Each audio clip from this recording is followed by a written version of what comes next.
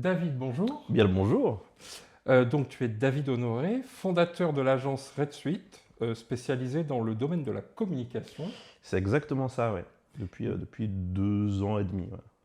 Mais avant ça, tu as été un des visages, je pense, les plus connus de l'événementiel dans le secteur ludique. D'abord chez Gigamic, Oui. puis après chez Asmodée. C'est exactement ça. Parfait. Ma première question, qui est peut-être un peu naïve, mais c'est quoi la différence entre l'événementiel et la communication? Parce que j'ai l'impression que ça se croise un peu quand même. L'événementiel, c'est un pôle dans la communication. Dans la communication, tu vas avoir pas mal de choses. Tu vas avoir ce qu'on appelle des relations presse, tu vas avoir le marketing, tu vas avoir... Voilà. L'événementiel, c'est ce qu'on appelle un service de temps fort. Du coup, dans toute une communication d'un produit, donc d'un jeu ici, on va avoir à des moments précis des temps forts qui vont nous permettre d'appuyer plus fortement sur un jeu ou sur une marque pour leur dire voilà, nous c'est ça, c'est notre ADN, ce jeu c'est ça, et de le mettre. Alors ici on parle surtout d'événementiel terrain, mais du coup de mettre le jeu dans les mains des joueurs pour qu'ils deviennent à leur tour des amoureux du jeu, on l'espère, et des ambassadeurs surtout, à en parler aux autres. Voilà. Oui, et d'ailleurs, alors moi je crois que je t'ai connu à l'époque où tu étais chez Gigamic. Ouais. Je crois que tu as commencé en 2015, si je dis pas de Chez bêtises. Gigamic, ouais, 2015. Donc là, tu t'occupais quoi, plus précisément de l'événementiel, donc des festivals, de tout ce qui concernait. C'est exactement ça. En fait, quand avec Gigamic ça s'est fait, donc mai-juin 2015, l'idée c'était de reprendre entièrement le secteur événementiel, de faire une refonte, d'avoir quelqu'un qui soit présent sur tous les festivals ou la plupart pour justement présenter nos jeux et les défendre, et également voilà, travailler toute une communication derrière, avoir cette synergie que les gens appellent synergie 360, mais voilà, cette synergie entre ce qu'on dit quand on est au bureau derrière notre écran et ce qu'on montre sur le terrain avec les joueurs. Oui, d'ailleurs, à ce moment-là où tu arrives chez Gigamic, c'est quoi à peu près le paysage événementiel dans le jeu de société? Alors moi, quand j'arrive chez Gigamic, alors j'ai arrêté ce fameux monde du jeu. J'ai arrêté ce monde du jeu pendant quelques années. Je crois que j'ai arrêté en 2010 pour faire autre chose et je suis revenu en 2015. En fait, quand j'arrête en 2010, il y a vraiment, à l'époque, je suis mercenaire, c'est-à-dire que je bosse avec différents éditeurs, avec différents distributeurs pour me faire de l'argent pour pouvoir vivre, quoi. Je quitte tout ça avec un secteur du coup qui est foisonnant. Et quand je reviens en 2015, ben, j'ai l'impression que c'est les balbutiements à nouveau. C'est-à-dire qu'on a ce grand groupe qui est Asmodée qui en fait ralentit sur l'événementiel. Et on a des grands distributeurs, Gigamic qui était deuxième à l'époque, notamment en France, en termes de chiffre d'affaires, qui cherchent à refondre ce secteur et du coup à mettre ces jeux en avant. Parce qu'en fait, l'événementiel, c'est ça, la communication, c'est ça. On a tous des jeux, tous et toutes, des jeux incroyables, mais dans le flot de sortie, comme on fait pour les ressortir, on les met dans les mains des joueurs et c'est les joueurs qui décident. Et du coup, voilà, là-dessus, on est sur les balbutiements à nouveau et du coup, il y a tout à refaire. Il y a toute une identité visuelle à reposer, il y a une nouvelle manière de parler aux joueurs et aux joueuses. Et il y a des associations, des ludothèques, enfin bref, pas mal de ce que j'aimais appeler à l'époque les acteurs de promotion indirecte, qui, eux, bossent de toute leur force de leur côté et qui attendent qu'une chose, c'est d'avoir des synergies avec les grandes maisons de distribution. Oui, donc à ce moment-là, notamment tout ce qui est festival, c'est réinvesti Oui. par les grands acteurs. D'ailleurs, je me souviens qu'à l'époque, donc on parlait, il y a Gigamic, mais il y avait Yellow, il y avait d'autres grands acteurs. Il y avait aussi un groupe d'animateurs, fameux Force Rouge. Exactement, Force Rouge. Jaune, etc. Oui, les Power Rangers de l'événementiel. C'est quelque chose qu'on avait créé. Alors, c'est assez drôle. En fait, en 2016, février 2016, je rencontre Kevin, qui est à l'époque chez Yellow, Kevin Jost, qui est maintenant chez Schmitt. On se rencontre en courant l'un et l'autre et on se retrouve dans un ascenseur en reprenant notre souffle. On se présente et en fait, on se rend compte que voilà, on galère, mais on n'est pas les seuls à galérer. Alors, forcément, devant le public, on galère pas, on montre notre plus beau sourire et c'est incroyable. Mais voilà, dès que les gens ont les yeux fermés, on est en train de courir partout et de suer tout ce qu'on peut. Et du coup, voilà, je le rencontre à ce moment-là et on se dit, et en fait, on s'entraide. Dans cet ascenseur, on monte du -1 au 5e, parce que c'était comme ça à Cannes, et voilà, on s'échange des bons plans. Et en fait, il y a une amitié qui naît à ce moment-là, et en fait, on se rend compte que en fait, on pourrait aider d'autres personnes. Donc moi, j'ai ce vieux bagage d'événementiel de communication déjà d'avant, et du coup, je me dis, vas-y, avec lui, on va créer quelque chose. Et au Flip, on rencontre Théo Rivière, qu'on avait rencontré au Flip 2015 d'ailleurs, et Théo qui a une superbe summer suite, donc un costume d'été avec des flamants roses. Incroyable. Et du coup, il nous dit, c'est Oppo Suite, c'est ceci, c'est cela. Donc on regarde, et moi à ce moment-là, du coup, je suis en train de recréer l'identité visuelle de Gigamic. Et c'est à ce moment-là que je me dis, je demande à tous mes animateurs et mes animatrices d'avoir une tenue, donc c'était soit une chemise, soit un t-shirt rouge Gigamic, et un jean ou un pantalon sobre. Moi aussi, il me faut quelque chose, et notamment sur les événements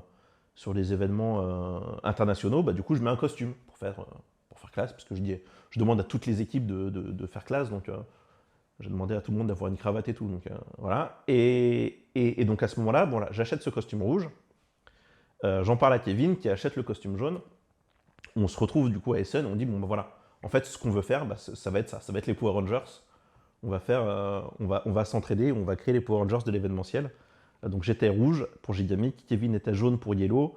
Il y avait à l'époque Nicolas Koenig qui est chez Geek Attitude Game maintenant. Bonjour d'ailleurs au passage. Qui était vert. Ensuite il y a eu Paul qui était en rose, donc de Libellude, maintenant chez Ravensburger. Et Louise de BlackRock qui était en noir et blanc. Voilà. Ensuite on a étoffé. Forcément au fil des saisons, comme dans les Power Rangers, on étoffe quoi. Oui, d'ailleurs, si je ne dis pas de bêtises, vous aviez un groupe Facebook pour vous dans lequel vous discutiez. Ah, t'es très très bien informé. J'étais très. Oui, on a fini par créer un groupe Facebook, puisque on est confrères et consoeurs, mais on est également concurrents. Et du coup, l'idée, c'était, dès que quelqu'un avait une information, de donner cette information aux autres, pour qu'à la fin, tout soit tiré vers le haut. En fait, il y a ce problème quand tu arrives sur un événement, tu as un stand qui est incroyable, qui est beau, qui est magnifique, et à côté, c'est le vide. C'est un problème pour les autres, mais c'est un problème aussi pour la personne qui a le stand un peu magnifique, un peu grandiloquent, parce que c'est la personne qui se la raconte par rapport aux autres, quoi. Ouais. Donc voilà, donc l'idée c'était de faire tout monter vers le haut, en fonction des budgets de chacun. et voilà, donc on avait fait un groupe pour ça. Oui, et d'ailleurs, alors je ne sais pas si c'est encore le cas, mais j'ai l'impression que c'est quelque chose qui s'est perdu, cette entraide-là, ou en tout cas cette idée de on va tout le monde aller vers le haut, quoi. Oui, il y a eu... là, on est fast-forward, on avance rapide, mais moi, quand je quitte Asmodée pour plein de raisons, mais je me rends compte à ce moment-là qu'en effet, moi, j'étais chez Asmodée, j'avais plus le temps d'animer ce groupe, mais de toute façon, il y avait plein de gens qui étaient arrivés dedans, donc ils pouvaient s'entraider, et puis je regardais de temps en temps, tous les 3 à 6 mois, et je voyais qu'en effet, il y avait moins d'entraide, il y avait moins de trucs, et les gens, ils continuaient à m'appeler parce qu'ils avaient mon numéro, en me disant ça, j'ai pas l'info. En fait, c'est dans le groupe, ça, j'ai pas l'info. Il faudrait peut-être le mettre dans le groupe. Et en fait, je me suis rendu compte que la plupart des personnes ne s'entraidaient plus parce qu'ils s'étaient tous à nouveau tournés vers eux-mêmes, et avec toutes ces maisons de distribution qui grandissent et qui ont des projets incroyables et qui n'améliorent pas, alors pour certaines, parce que t'en as d'autres qui ont fait le travail, mais qui n'améliorent pas leur secteur communication. Et du coup, c'est toujours sur les épaules d'une personne à 2 personnes de temps en temps pour une charge de travail bien plus conséquente. Du coup, il n'y a plus d'entraide, il n'y a que des gens qui ont la tête dans le guidon 360 jours par an. Justement, toi qui étais au contact du coup du grand public, ouais. D'ailleurs c'est marrant parce qu'on rappelle que normalement les éditeurs et distributeurs, leurs clients c'est les boutiques. Oui. Donc c'est eux qui achètent les jeux. Et ensuite, le client final, c'est le grand public. Et donc vous vous adressez au grand public. Exactement. Oui, vas-y. C'est quelque chose qui est assez drôle d'ailleurs dans le secteur du jeu. Alors j'ai essayé de me battre en vain, avec quelques réussites, mais globalement en vain là-dessus. C'est que normalement, il y a une chaîne de communication. Dans le marketing, dans la communication, tu as une chaîne de communication. Le distributeur, lui, il distribue le jeu, donc il va parler aux boutiques. Voilà.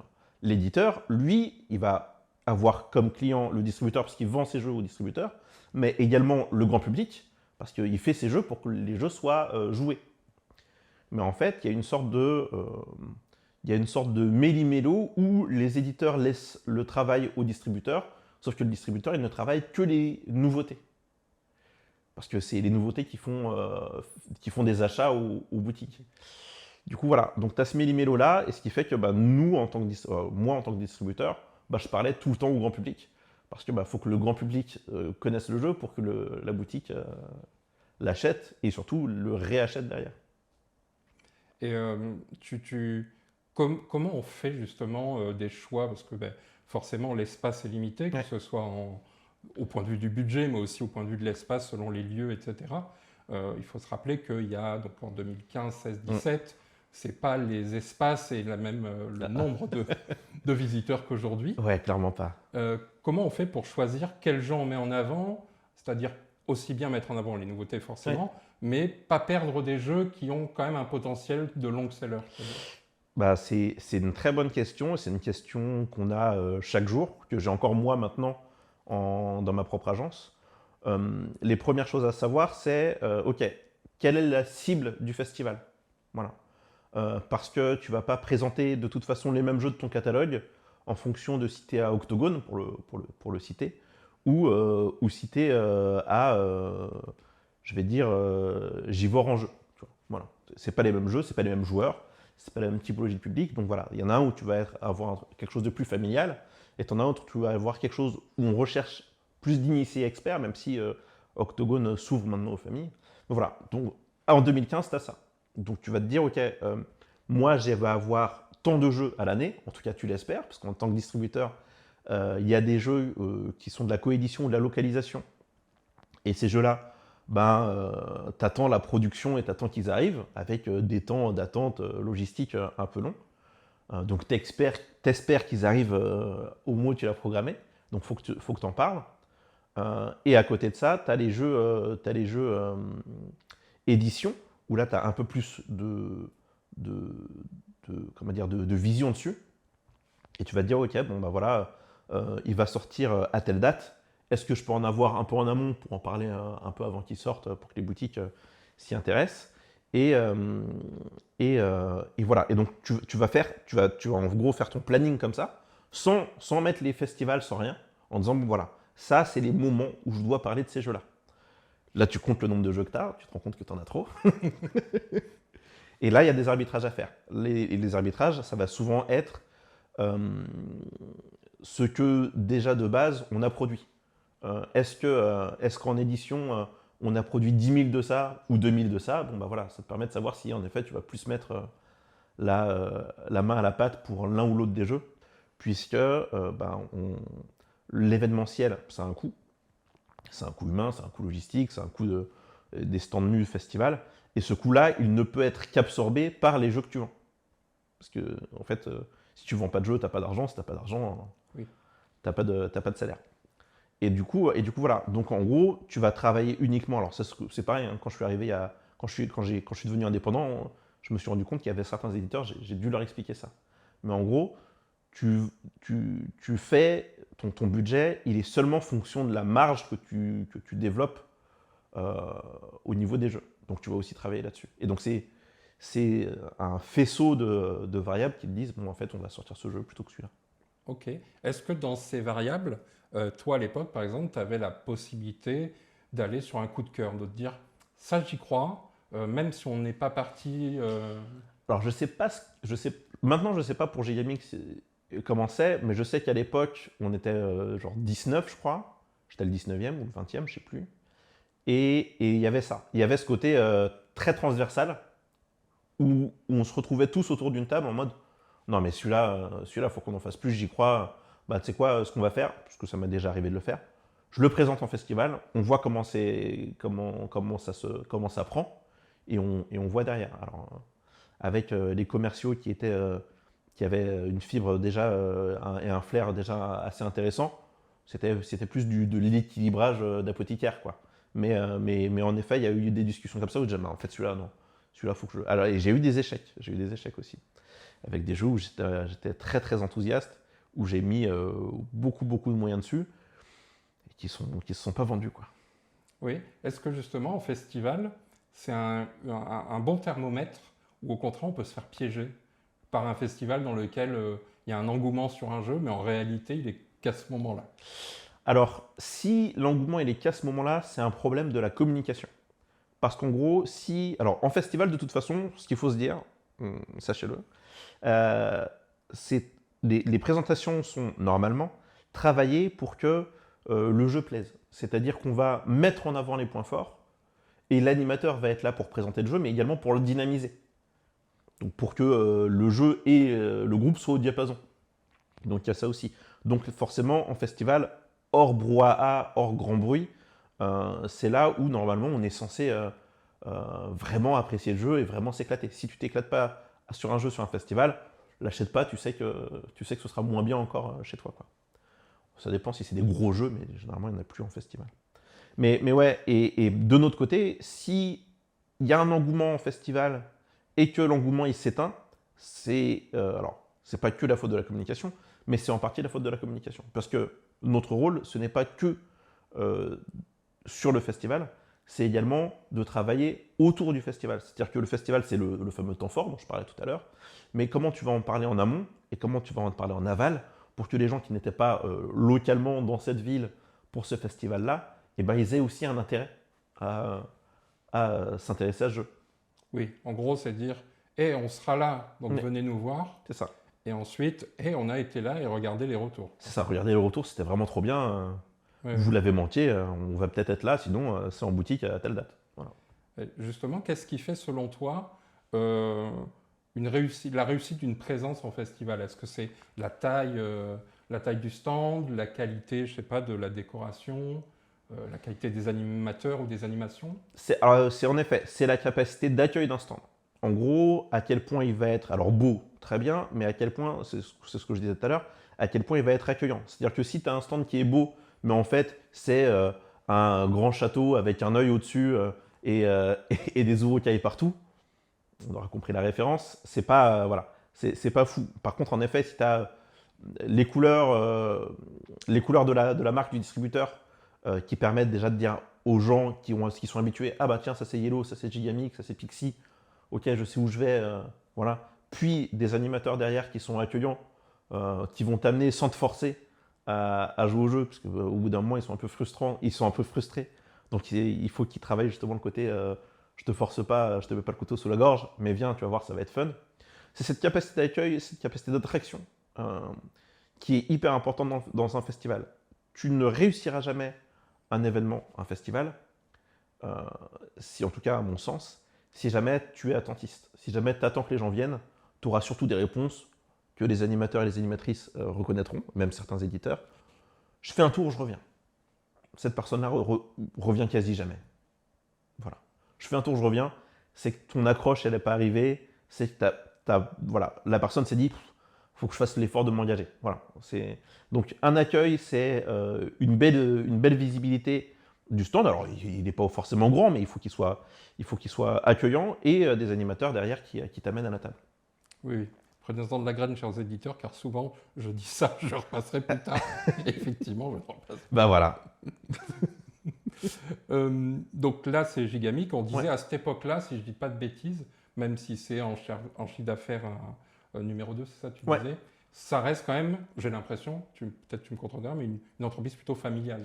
C'est ça. Avec l'esprit familial en tout cas. C'est ça, c'est exactement ça. Moi, j'avais ce truc-là, alors pas en 2015, mais en 2016, du coup, j'ai géré mon propre budget, parce qu'en 2015, je reprenais ce qui était déjà là, et je demandais des axes pour gérer mon budget, des axes de Gigamic. Et je me rappelle de Stéphane, l'un des fondateurs, donc Stéphane Gier, l'un des fondateurs de Gigamic, qui m'a beaucoup appris, qui m'a dit à ce moment-là, ah mais nous, c'est en bon père de famille qu'il faut gérer le... Et en fait, c'était ça, en fait, gère ton budget, on n'a pas vraiment d'enveloppe, mais par contre, voilà, l'idée, c'est pas de tout cramer d'un coup. Faut qu'on tienne l'année avec ça, quoi. D'ailleurs, j'étais souvent appelé le point noir du budget à ce moment-là, parce que bon, on investissait beaucoup en événementiel, et du coup, quand j'avais des opportunités de partenariat, de développement, ben, j'y allais, et du coup, forcément, mon budget, il avait tendance à pousser un peu le bouchon, quoi. À cette époque-là, si je dis pas de bêtises, au Flip, tu avais mis en place un espace assez original, Ouais. El Capitan Café. Exactement. Ouais, bah oui, bah trop bien. En effet, El Capitan Café avec le jeu El Capitan, qui était un jeu, un memory avec de la rapidité, que je trouvais intéressant. Donc on avait au niveau de la rue Jean Jaurès, sur cette grande place, au début je voulais prendre toute la grande place et c'était pas possible, il y avait un magasin de chaussures où j'avais vu qu'il y avait un mec qui garait sa voiture dans le magasin, quoi. Donc je fais, bah, attends, c'est pas possible. Attends, faut que je le mette en contact. Donc Étienne Delorme, le coordinateur du Flip, m'a mis en contact avec lui. En fait, on s'est arrangé. On a refait, avec la société Evacom, on a refait entièrement l'intérieur et on avait fait une devanture en vitrophanie avec le El Capitan Café et les horaires d'ouverture, quoi. Et c'était un autre point qui m'intéressait. Bah, ça permet de faire le point en événementiel. L'événementiel, le but final, c'est de faire la promotion des jeux. Mais ce que j'avais dit au départ, c'est l'accueil est important. Sur le El Capitan Café, ce qu'on avait créé, c'est qu'on avait permis au grand public de s'hydrater. Parce qu'en fait, au Flip, il fait hyper chaud en journée. On disait, ben, si vous venez, posez-vous à une de nos tables, et nous, on vous hydrate. Alors, on a de l'eau, on a des sirops, on a du jus, parce qu'on n'a pas le droit à plus. Bon, bah, c'est gratos. Vous venez, vous passez un bon moment, et puis vous repartez, quoi. Et ben voilà, bah, ça avait bien fonctionné. Le Capitaine Café avait très très très bien fonctionné. On présentait le Capitaine Café, on présentait Gloops, et puis après, on l'a développé avec d'autres jeux, toujours au niveau de l'air marin, puisqu'on était parti après sur Galerapagos. Et ben, il est resté d'ailleurs, vous pouvez toujours le voir sur le Flip. Maintenant, c'est le Gigamic Café, je crois, hein, quelque chose comme ça. Ouais, ouais. Ouais. Et ça, justement, essayer de trouver des manières un peu originales, etc. C'est important de pas, en fait, comment dire, de pas endormir Oui. le visiteur. En fait, il ne faut pas rester sur les sentiers battus. Si tu restes dans les sentiers battus, ben, tu desserres ce que tu es censé faire. C'est-à-dire qu'à la base, tu es censé faire un temps fort. Le temps fort, c'est censé présenter ton jeu et le faire ressortir du flot des nouveautés. Bah, sauf que maintenant, tout le monde fait de l'événementiel. Donc tout le monde utilise les mêmes endroits pour mettre des temps forts. Et ça coûte très cher de faire son propre festival. Asmodee l'avait fait avec l'Asmodee. Ça coûte très très cher. Du coup, il faut rester là-dedans. Donc tu restes dans ces festivals que tout le monde connaît et tout et tout. Mais si tu restes dans les sentiers battus, tu recoules à nouveau dans cette rivière. Donc faut réussir à amener une autre manière, soit d'attirer la personne, soit de garder la personne sur ton stand. Sur le Flip, avec sa ruralité, ce qui est intéressant, c'est justement le baladinage, un mot qui n'existe plus dans la langue française maintenant, mais c'est triste. Donc le baladinage, c'est l'occasion de prendre des animateurs et plutôt que de les mettre sur des points fixes, de les faire animer dans les rues, de les faire se déplacer et de les faire, faire du bruit. Il y a les jeux géants, qui sont aussi une autre manière, donc les jeux surdimensionnés, qui sont aussi une autre manière de présenter le jeu. C'est intéressant, mais ça bloque aussi parce que du coup les gens savent que c'est pas le jeu qu'ils vont retrouver à la fin. Et en termes de manipulation, ça casse quelque chose. Donc on peut pas l'utiliser partout. Et du coup il faut trouver d'autres manières de faire, d'autres manières, que ce soit avec du bruit, que ce soit avec mais d'autres manières d'attirer les personnes et de les faire passer un bon moment sur ton stand. Tu parlais de budget, Ouais. donc forcément. Ça veut dire se déplacer. Oui. D'ailleurs, je ne sais pas si c'est une légende, mais il paraît que les animateurs qui vont en festival n'ont pas de week-end, puisque les festivals sont la majorité du temps le week-end. C'est ça. La dernière, on en avait rigolé avec les Power Rangers à l'époque de l'événementiel. La dernière année chez Gigamic, j'avais calculé, et en gros, alors j'étais un mauvais, j'étais un bon soldat, mais un mauvais soldat en même temps parce que ça créait des problèmes. Mais j'avais calculé que moi, j'étais sur 44 week-ends.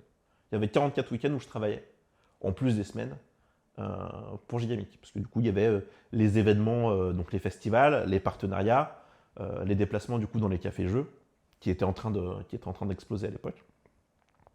Donc ouais, 44 week-ends par an, ta vie sociale, c'est ta boîte, quoi. Oui, oui. Du coup, ça veut dire que ça demande quand même un certain engagement. Oui, complètement. Ah, les animateurs là-dessus, ouais, il faut qu'ils soient engagés. Il faut savoir qu'il y a très très peu d'animateurs professionnels, c'est-à-dire d'animateurs dont l'animation euh, est ce qui les fait manger, ce qui leur fait payer le loyer, quoi. Donc ça veut dire que les autres animateurs, qui sont également des passionnés, mais c'est pas que la passion qui nous intéresse ici, c'est des gens qui ont un travail à côté, qui se tankent des règles, parce que bah, c'est généralement des nouveautés, qui se tankent des règles, qui se forment tout seuls, où ils ont globalement peu de temps avec le responsable événementiel, parce qu'il a la tête dans le guidon, pour, euh, pour avoir bah, la vision, la communication de l'entreprise sur le jeu. Et ensuite, ils sont lâchés dans la fosse avec les joueuses et les joueurs. Et il faut qu'ils tiennent le week-end, parce que lundi, de toute façon, ils reprennent leur travail, quoi. Comment, comment on calcule, enfin, je ne sais pas si c'était fait, mais comment on calcule les retombées de ces événements? Est-ce qu'il y a un moyen? Est-ce que vous avez un suivi, du tracking? Ou au contraire, c'est on espère que... Les ROI événements, les ROI, donc le retour sur investissement en événementiel, c'est quelque chose qui est, toujours un peu compliqué. Parce que, en gros, ce que tu vas faire, toi, ça va vraiment être considéré comme de la pub. Il faut le voir comme de la pub. Et en fait, la pub, tu n'as pas de retombée directe, tu sais pas. Tu sais qu'en fait, tout ce qui va être intéressant dans le temps fort de l'événementiel et dans ce type de communication-là, c'est de se dire, je fais un point fort, je vais avoir de l'achat compulsif durant l'événement. Donc, on va favoriser les événements avec des boutiques. Euh, donc, on va faire de l'achat compulsif sur ces événements. Donc, ça, c'est un point. Et par contre, pour savoir à quel point ça rayonne autour, bah, ça, c'est très compliqué. Puisque derrière, toi, tu vas travailler la communication autour pour justement dire aux boutiques autour, bah, en fait, là, on a montré ce jeu-là, il a cartonné, bah, achetez-en parce que bah, ici, il va y avoir une demande. Et puis derrière, ça va être du travail d'ambassadeur. Donc, à quel point tu as impacté les joueurs pour qu'à la fin, quand ils rentrent dans ce qu'on appelle une phase d'achat, puisqu'ils ont joué, c'est sympa, ils ont passé le week-end en famille, entre amis, c'est cool, mais ils ne l'ont pas acheté. Mais quand ils rentrent en phase d'achat, il faut qu'ils se rappellent de ce moment qu'ils ont passé et de se dire, bah, en fait, avec la boutique, avec le truc, qu'ils puissent se dire, ok, c'était tel jeu, il était comme ça. C'est là où les ludicaires nous aiment beaucoup, où ils passent leur temps à résoudre des énigmes. Mais ouais, c'était un peu comme ça. La boîte était verte. On a passé un super moment. À un moment où on a crié. Voilà. Et c'est ça le principe. Mais du coup, pour arriver à ça, on revient au principe l'animation ne doit pas être dans les sentiers battus, l'animation doit être impactante. Puisqu'à la fin d'un festival, c'est quelque chose qui est su, si vous ne le savez pas, maintenant vous le savez, à la fin d'un festival, faites le test vous aussi quand vous revenez d'un festival, il n'y aura jamais qu'au bout d'un ou deux jours, allez, au maximum 5 jeux dont vous vous souviendrez. Même on est passé le week-end entier. Il y a 5 jeux où vous vous êtes dit, alors celui-là il est bien, celui-là il est nul, mais au global ce sera 5 jeux. Plus, c'est déjà, on est déjà très joueur, on a déjà une grosse habitude. Oui, Voilà. on a pris des notes. On a pris des notes, complètement. Moi, c'est ce que je fais parce qu'effectivement, on va se rappeler des bonnes expériences ou de la mauvaise expérience. Et effectivement, c'est toujours lié au sentiment, au ressenti, quoi. Tu disais que tu avais eu des échecs. Comment tu le gères, ça, te dire, est-ce que tu arrives à mettre le doigt sur pourquoi ça n'a pas... Alors, je suis un contrôle fric, donc en effet, je mets souvent le doigt dessus, mais je mets beaucoup de temps dessus parce que je ne supporte je supporte très difficilement l'échec. Donc j'en ai eu quelques-uns, et en effet, à chaque fois, il faut se dire, ok, bon bah voilà. Le fait de dire que le jeu n'a pas rencontré son public, bon bah ça c'est une chose, hein, c'est sympa, le public il est content, il sait que le jeu était génial, que l'éditeur ne s'est pas trompé, c'est juste qu'il n'a pas rencontré le bon public. Mais toi, en termes de communication, tu as eu un échec là-dedans, bah voilà, faut que tu saches pourquoi, parce qu'il faut surtout pas le refaire. Parce que tu as un budget, ton budget il est plus ou moins fixe, et que faire un échec comme ça, bah, ça coûte cher. C'est tout cet argent qui ne sera pas utile ailleurs pour faire une promotion intéressante. Donc ouais, il y a beaucoup de choses à se dire. Il y a bah, déjà de base, revenir sur la base, c'est-à-dire retravailler, est-ce que c'était le bon festival pour présenter le bon jeu? Est-ce que c'était, si c'était un festival extérieur, est-ce que la météo a joué? Est-ce que du coup on a les bonnes jauges festivaliers? Donc est-ce qu'il y avait vraiment 5000, 6000 personnes? Ou est-ce que suivant que toi tu y étais ou que tes animateurs y étaient, en fait on était plus à 2-3 000 et du coup t'as pas tablé sur les bonnes, tu vois, t'as pas tablé sur les bonnes choses. Qu'est-ce qu'il y avait en face? Parce que ça, c'est hyper important. Mais en fait, si tu as un jeu hyper attendu en face, dans le même secteur pour le même public, bon bah... Ça va Ah bah oui, absorber, ça va tout hein. absorber. J'avais donc quelqu'un, donc Benjamin, chez Gigamic, je fais beaucoup de name dropping, mais Benjamin Dambène, bonjour si tu nous regardes, chez Gigamic, qui me disait quelque chose qui est plus tu vends, plus tu vends. C'est vrai. Plus tu vends, c'est incroyable. Mais en événement, c'est une couverture. Et si quelqu'un prend toute la couverture, t'en as pas. C'est aussi simple que ça. Parce qu'en événement, les gens en gestion de flux, tu vas voir, c'est hyper drôle. Si tu, un jour, sur un événement, tu vas sur aucune table de jeu, mais tu regardes les flux, les gens vont là où il y a du monde. Oui. Ils préfèrent attendre que d'être à une table, où il n'y a personne et où il y a des gens qui sont en disant, bah voilà, nous, on peut vous montrer notre jeu maintenant. Ouais, mais là, il y a du monde, donc je vais aller là-bas. Oui. Ouais, donc c'est une couverture. Donc, J'utilise ça pour me dire, bon, bah, s'il y a du monde, c'est qu'il y a quelque chose. Bah alors, c'est dur. Alors, moi, je suis très content qu'il y ait du monde sur mon stand, mais ce qui est dur, c'est que du coup, tu as pas mal de bons jeux qui ne seront jamais bien présentés parce que bah, c'est pour ça que je suis indépendant maintenant. Tu as des éditeurs et des distributeurs qui n'ont pas forcément les mêmes moyens ou pas les mêmes automatismes. Et du coup, tu as des bons jeux qui sont sur des tables vides parce qu'ils font pas de bruit, parce qu'ils n'ont pas cet accueil public. Et du coup, ben, ça crée une sorte d'ombre, de voile autour. Et du coup, ben, plus personne ne les voit, ils sont cachés, quoi. À la vue de tous. Oui. Après Gigamic, Oui. c'est Asmodée, Ouais. c'est la bascule. Oui. On peut le dire comme ça, oui. On est encore en période avant Covid. Ouais. Alors, je ne sais pas si tu serais d'accord avec ça, mais j'ai l'impression que pour le monde du jeu, mais peut-être pour l'événementiel, la communication aussi, il y a un avant et un après. Oui. À ce moment-là, le monde du jeu est en train d'évoluer au niveau de la communication parce que Trick Track est en train de changer. Ouais. Oui. Très belle manière de le dire. Défragmentation ou fragmentation de la communication, puisque les réseaux sociaux, puis YouTube, Instagram à l'époque, commencent à prendre leur envol. Ouais. Toi, à ce moment-là, comment tu gères ça et comment tu vois cette arrivée-là? Est-ce que ça vient changer ta manière de présenter en festival, par exemple, parce qu'il y a des influenceurs, parce qu'il y a tout ça? Alors, moi, je suis donc responsable événementiel. Okay. Donc, mon idée, c'est de créer des temps forts, qu'ils soient terrain ou pas. Je fais des temps forts pour le grand public, mais je fais également des temps forts pour la presse, et je fais également des temps forts pour les pros. Je vois que ça monte. Moi, je pars chez Asmodée en 2019. 2019, ouais, c'est ça. En 2019. T'as mieux mes dates que moi. Ouais. Ah, il y en a qui bossent. Mais ouais, je pars en 2019 et à ce moment-là, je pars un peu frustré. Gigamix vient de se faire racheter par Hachette. On a un discours poignant d'Arnaud Nourri à l'époque. Mais au moment où on a un discours poignant, moi j'ai déjà pris ma décision, donc je pars. Et en fait, j'arrive chez Asmodée. Chez Gigamix, j'étais un peu frustré parce qu'ils étaient en phase de revente. Du coup, ils coupaient un peu les investissements.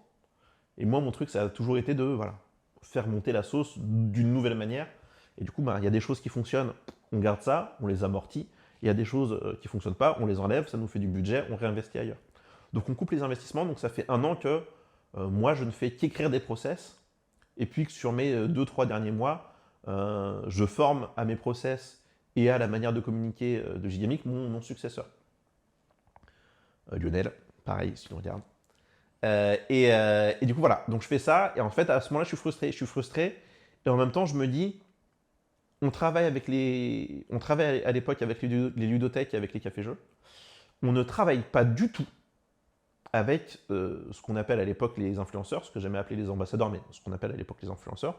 Donc au global, la presse ludique qui est en train de monter à mesure que Trick Track descend.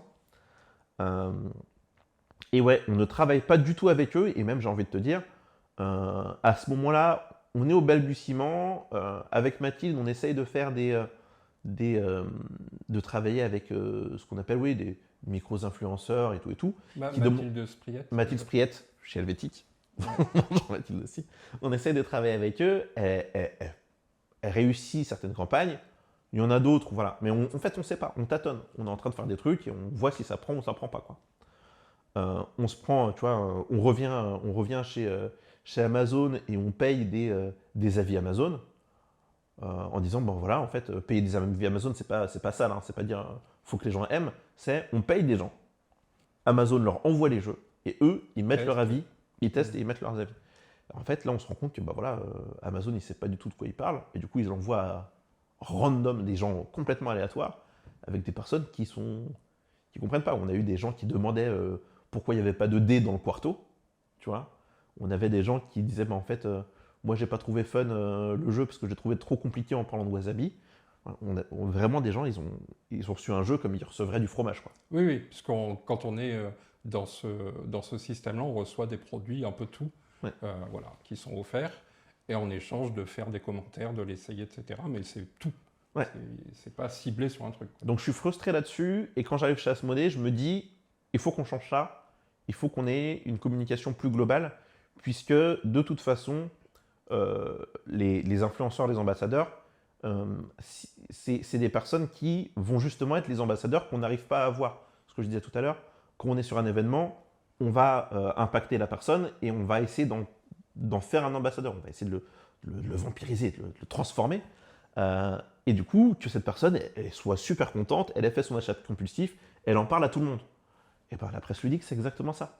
C'est des gens qui, ils ont aimé un jeu, en tout cas à ce moment-là, ils ont aimé un jeu, ils vont en parler à fond à leur communauté, qui les suivent, et qui en fait sont des gens qui vont au fur et à mesure avoir des avis convergents avec l'influenceur ou les influenceurs qui regardent.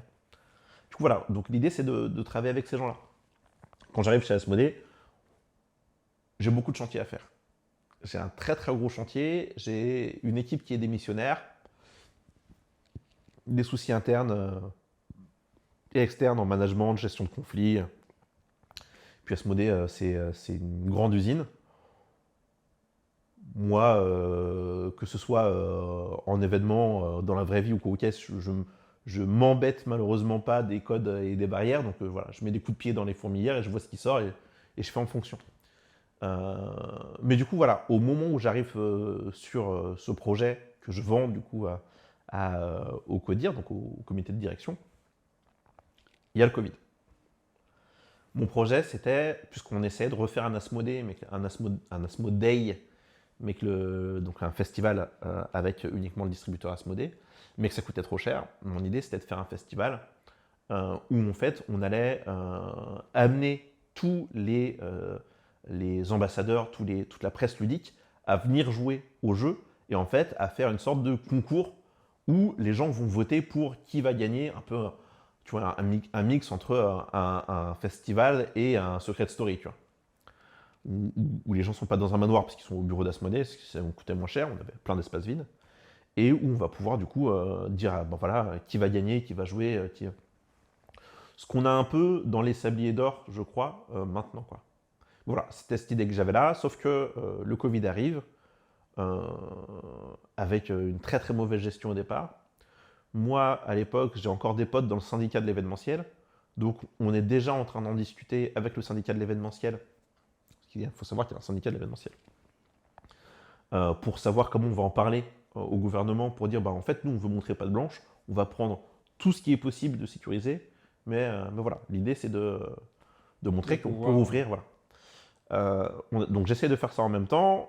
Pendant ce temps-là, ben, en tant qu'asthmatique, je suis personne hyper à risque. Et du coup, ben, je suis chez moi, loin de mes entrepôts, loin des stocks, loin de mes équipes. C'est un peu compliqué. Et à l'époque, il y a la UEG également, avec qui je discutais, parce que la UEG, l'Union des éditeurs de jeux, ils cherchaient d'autres manières de communiquer. Ils ont fait un festival. Ils pensaient du coup à comment communiquer. L'idée, c'était, du coup, on a discuté avec plusieurs personnes, avec Yann Parovel, avec Ségolène qui était encore chez Gigamic à l'époque, avec d'autres personnes. Et on a lancé cette idée de faire un festival de jeux, mais numérique, qui s'appelait le Bien Wedge, parce qu'on aime les jeux de mots pourris. Et du coup, voilà. Et du coup, là, j'étais content parce que je me disais, ok, il y a un truc à faire. Et c'est à ce moment-là que je me suis rendu compte de la fracture numérique dans le monde du jeu. C'est-à-dire que tu avais des noms comme Asmodée, comme Gigamic, qui avaient déjà commencé Gigamic avec Ségolène notamment, c'est pour ça qu'il l'avait recruté, il me semble, je n'ai pas envie de dire de bêtises, à justement prendre la part du numérique, à commencer à faire des studios, ce genre de choses. Et tout plein d'éditeurs et distributeurs on disait, en fait, ça c'est une caméra, ça c'est un logiciel de streaming, voilà. Et du coup, tout faire en visio pour dire, bah, en fait, il faut faire comme ça, il faut faire comme ça. Arrête avec Skype. Ouais, clairement. C'était globalement ça. Bon, on n'a qu'à faire ça sur Skype, bah, ça ne marchera pas. Ouais. Ouais. Et justement, peut-être on n'a pas précisé, toi c'était Asmodée France. Oui. Tu t'occupais pas à l'international? Non, en fait, chez Gigamic, je m'occupais de l'international, si on pouvait le dire, hein, parce que je m'occupais de la France, la Belgique, Essen, Nuremberg, et ensuite après, avec le service export, on travaillait autour des projets, autour de la New York Toy Fair, de la Gen Con, mais en fait, moi, j'y allais pas, c'était la localisation, l'édition et l'export qui y allait. Mais du coup, voilà, on essaie de travailler sur comment on allait être présent là-dessus, notamment aux États-Unis. On avait pris d'ailleurs quelqu'un pour chapeauter ça, parce qu'à l'époque, on voulait déjà faire un Gigamic aux États-Unis, qui est devenu Hachette Board Games là-bas. Et donc voilà, donc j'étais sur ce truc international où vraiment, genre, j'avais pas de vie. Mais j'aimais ça, hein, c'est-à-dire que je me noie dans le travail et c'était trop bien, ne faites pas ça, vous avez une vie à côté. Et en fait, j'arrive chez Asmodée en me disant, voilà, moi ce que je veux, c'est des équipes, parce que j'en ai marre de tout faire tout seul, et un cadre plus fixe. C'est-à-dire que chez Gigamic, c'était trop bien, c'était hyper familial, mais c'était très au doigt mouillé. Bon, bah oui, et puis au dernier moment, ouais, non, ça coûte trop cher, est-ce que vraiment ça vaut le coup? Sauf que toi, tu as bossé un mois dessus, et qu'en fait... Ouais. Donc voilà, donc je voulais ça, et donc c'est ce qu'ils m'ont donné, mais je m'occupais uniquement de la France, et il y avait déjà quand même beaucoup de boulot, puisque à la différence de Gigamic, ou à l'international, on avait un catalogue plutôt fixe, plutôt je dirais pas sobre, mais c'était pas le catalogue d'Asmodée gigantesque, à l'époque. Là, chez Asmodée, on a une dizaine de jeux, extensions, figurines et tout, qui sortent par semaine. J'arrive chez Asmodée et j'ai une réunion toutes les semaines pour me dire, la semaine prochaine il va se passer ça, qu'est-ce qu'on fait? Voilà. Genre, bah ouais, mais à la semaine, c'est compliqué de travailler. Donc il y avait beaucoup de choses à refondre. Et du coup, ouais, chez Asmodée, je m'occupais uniquement de la France. Chez Asmodée, c'est un truc qui est assez spécial. Chaque unité de distribution d'Asmodée est indépendante.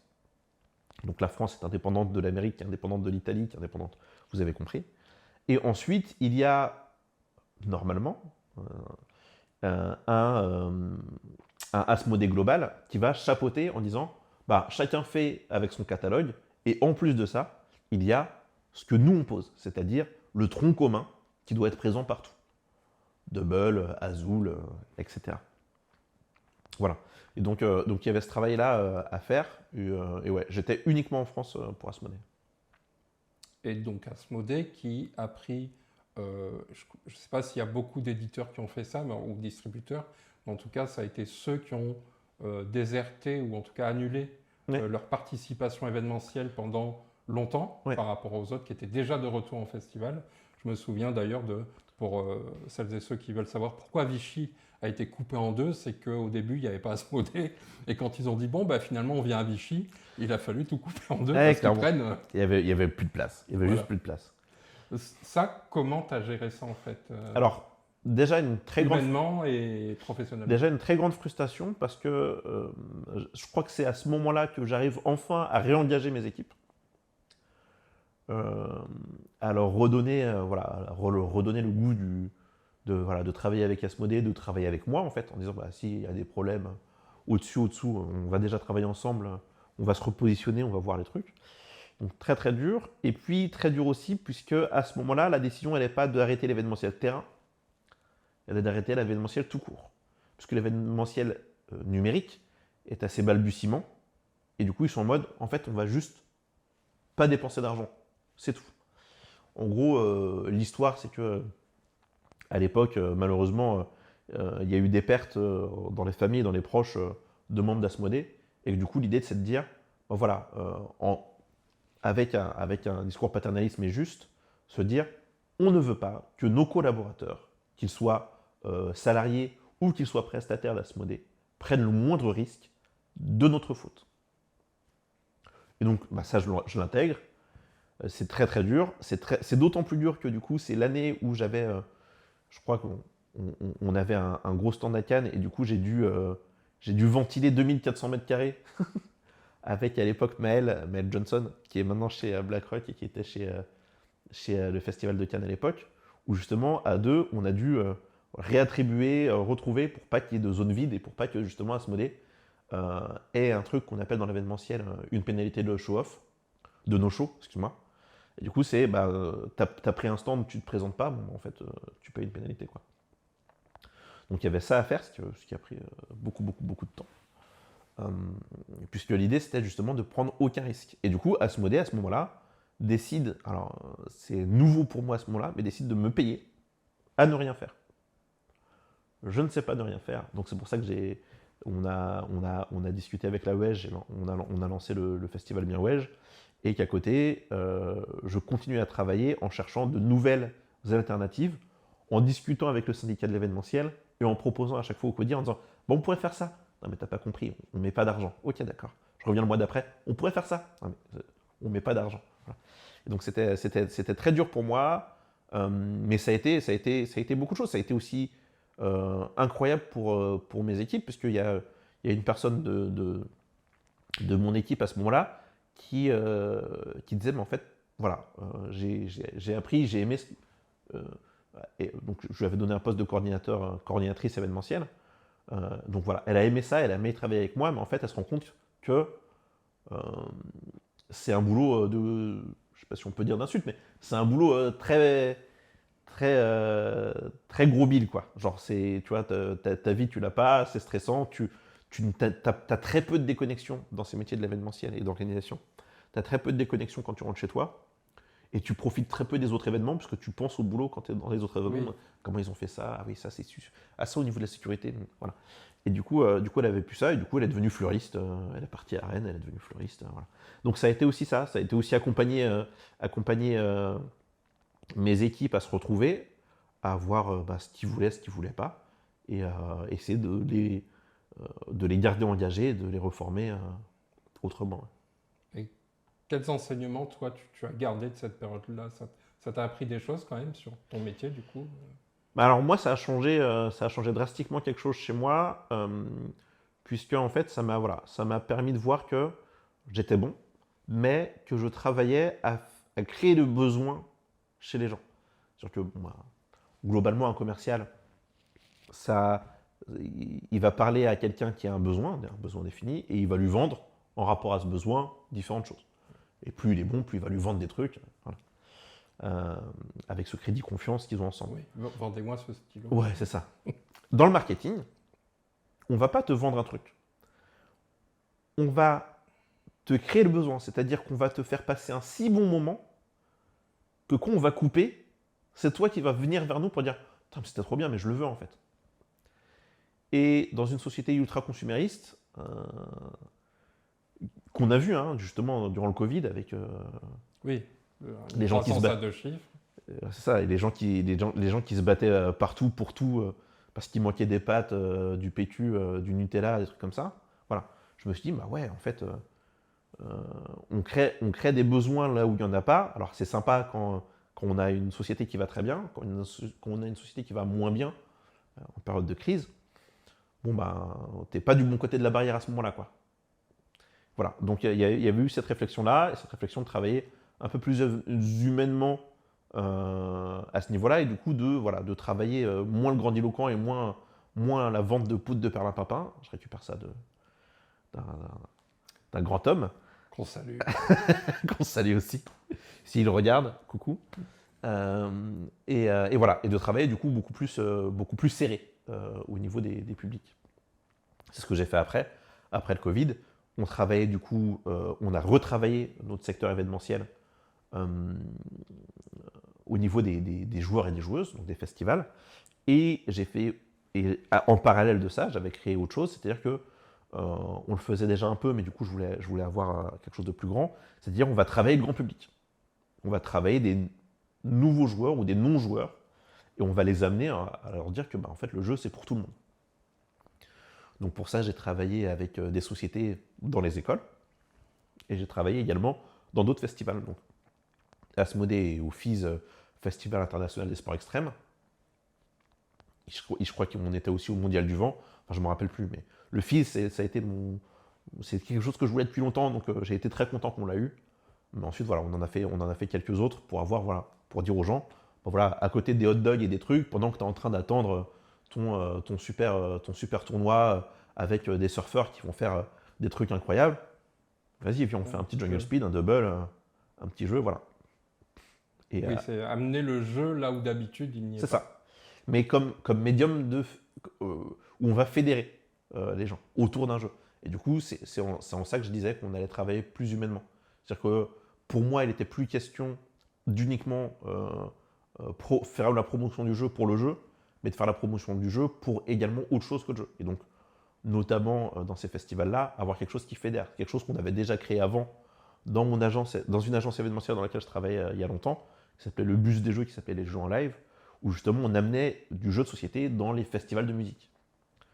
Où justement, plutôt que de boire et d'attendre sous ta tente et d'être complètement rincé au moment où tu arrives sur le festival, viens, on passe un bon moment, on fait des jeux, on fait du quiz, on fait à l'époque du Time's Up, du double, parce que j'étais mercenaire pour Asmodée à ce moment-là, du Time's Up, du double, de la ballonne, j'ai fait des tournois de la ballonne incroyables dans ces festivals-là. J'avais mon quarto à l'époque, mais je travaillais pas pour Gigamic, juste j'aimais le jeu déjà dès le départ. L'après-Covid, ça a été donc, on a dit pendant le Covid, il y a une espèce de croissance à 2 chiffres. Ouais. L'après-Covid, au-delà du fait que peut-être il y a déjà le jeu de société est moins perçu comme quelque chose de niche ou réservé aux enfants, mais déjà c'est ouvert. Oui. Il y a un deuxième événement, c'est ce qu'on appelle, alors en tout cas, peut-être pas une surproduction, mais tout à coup un déferlement. Mais bien sûr. En fait, il y a ce truc il y a une croissance à 2 chiffres pendant le Covid parce que les gens ils sont chez eux, ils n'ont rien à faire, ils jouent à des jeux de société parce que en fait c'est trop bien et ça permet de faire autre chose que se regarder dans le blanc des yeux ou d'attendre la dictée de Bernard Pivot, quoi. Mais du coup, à ce moment-là, quand on sort du Covid, toutes les projections, elles se font sur les chiffres des années Covid. Du coup, ils disent, en fait, ça va encore continuer à exploser, ça va augmenter de dingue. Sauf que ce qui est intéressant de savoir, on s'en rend compte un peu partout, c'est que quand tu as des tendances fortes à cause d'une crise, à la sortie de la crise, les gens ils veulent en faire le deuil. Donc du coup, à ce moment-là, tu as des boutiques qui sont hyper tankées de jeux. Et tu as des gens qui continuent à acheter, mais beaucoup moins pendant le Covid. Parce que tu as plein de gens qui sont en mode, on est sorti du Covid, venez on fait autre chose, venez on sort, venez on va au théâtre, venez, voilà. Et du coup, tu as des grosses croissances et tu as des jeux qui sortent pas. C'est là où on fait du coup les déstockages, notamment. Oui. Parce que, pas parce que les jeux sont mauvais, mais parce qu'en fait, on a un stock beaucoup trop gros pour le marché. Et que le stock, ça coûte cher, et aux boutiques et aux distributeurs. Oui. J'avais entendu d'une source anonyme que notamment, je me souviens d'achats d'Asmodée en stock quasiment d'1 an à l'avance de jeux pour l'Espagne. Et qu'à un moment, ça part pas aussi vite que prévu. Ouais, mais complètement. Et puis tu as aussi des cadences. Par exemple, Asmodée, c'est un très très gros groupe. C'est un très très gros groupe qui a différents studios. Et dans ces studios, il y a un studio spécial qui s'appelle FFG. Un studio américain qui fait des trucs américains et qui te donne des cadences. Sauf que tes cadences, en gros, il te dit ça, faut me le prendre maintenant. Et ça arrive à la fin de l'année. On dit ok, je te le prends maintenant, ça arrive à la fin de l'année et tout. 3 mois plus tard, il dit bon, c'est l'extension du jeu qui arrive à la fin de l'année. Combien vous m'en prenez? Je sais pas, nous on l'a toujours pas vendu, le public le sait toujours pas, les communautés. Oui, en fait, vous avez 2 mois pour décider. Je dis ok, tu décides. Tu regardes ce que tu as pris au départ, tu fais un calcul classique du il y a 50-60% qui vont sauter, donc tu prends 40% de ça. 3 mois plus tard, bonjour, on est FFG. Tu te rappelles de l'extension? En fait, voilà, on va faire une saison, donc on a encore une nouvelle extension qui sort. Et à la fin de l'année, tu te retrouves avec un stock d'un jeu qui, aux États-Unis, marchouille, mais marche pas tant que ça, et où la niche de joueurs qui s'intéressaient au jeu, vu qu'en France, il arrivait avec un an de retard, il l'avait acheté aux États-Unis.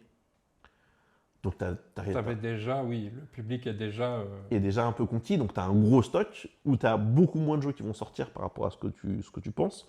Les boutiques ne sont pas bêtes, donc elles le savent. Donc tu as moins de ressorties, donc tu as un stock assez immense. Bon, bah ça, faut trouver un moyen, quoi.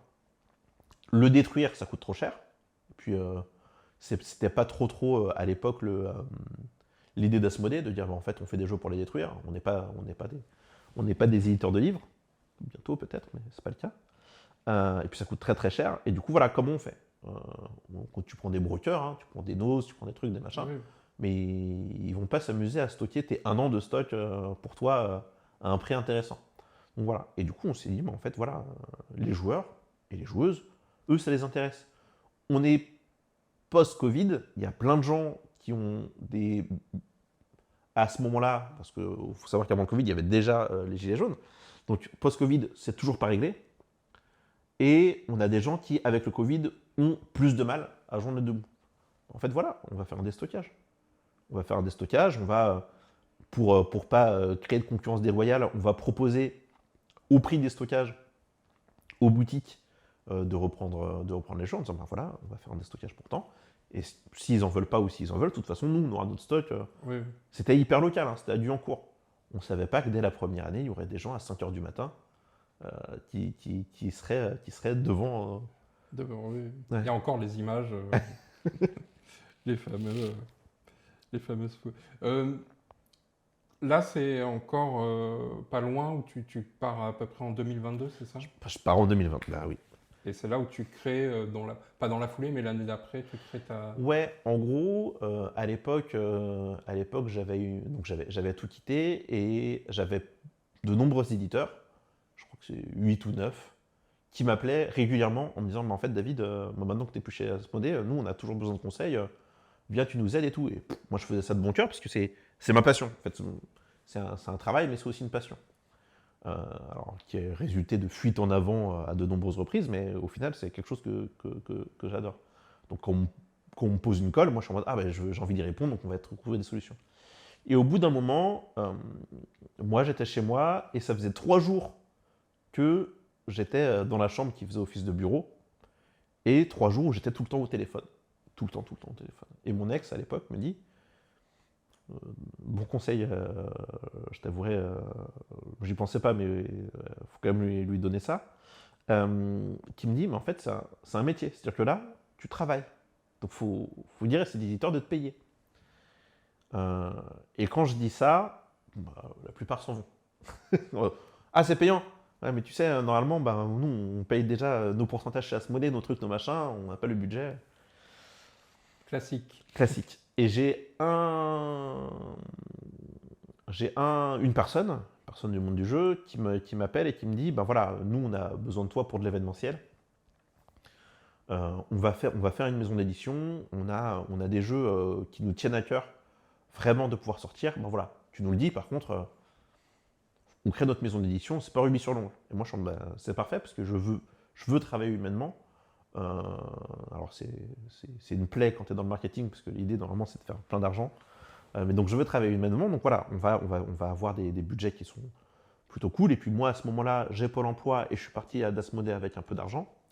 Donc je ne me pose pas la question de l'argent à ce moment-là. Ce qui ne m'est pas arrivé dans ma vie jusqu'à présent. Et là je suis en mode, oh putain c'est trop bien, je pourrais aider les gens avec peu d'argent. Et voilà, et du coup on travaille là-dessus, sauf qu'il y a une confusion. Et c'est là que je me rends compte que pour beaucoup d'éditeurs, beaucoup de jeunes distributeurs, tu as une confusion entre ce qui est la communication et ce qui est l'événementiel. Vu que je faisais plein de choses pour plein de gens, pour eux, l'événementiel, c'était aussi du community management, aussi du développement de partenariats, aussi.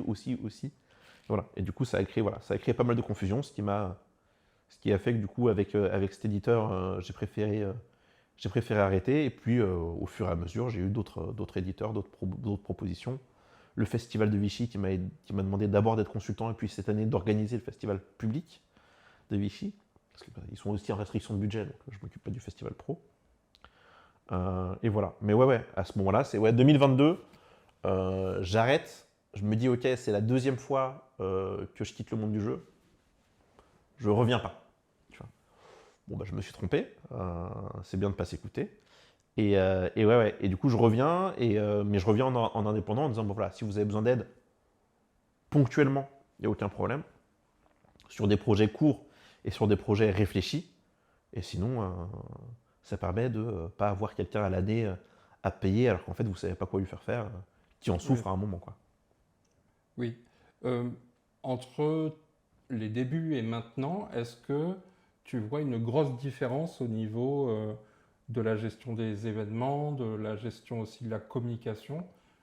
Qu'est-ce qui pour toi a vraiment évolué là-dedans? Le numérique. En fait, il y a une fracture. Après la fracture numérique, tout le monde a décidé de le prendre et donc de s'investir dedans. Mais du coup, on est parti on a toujours le même budget pour la communication et l'événementiel.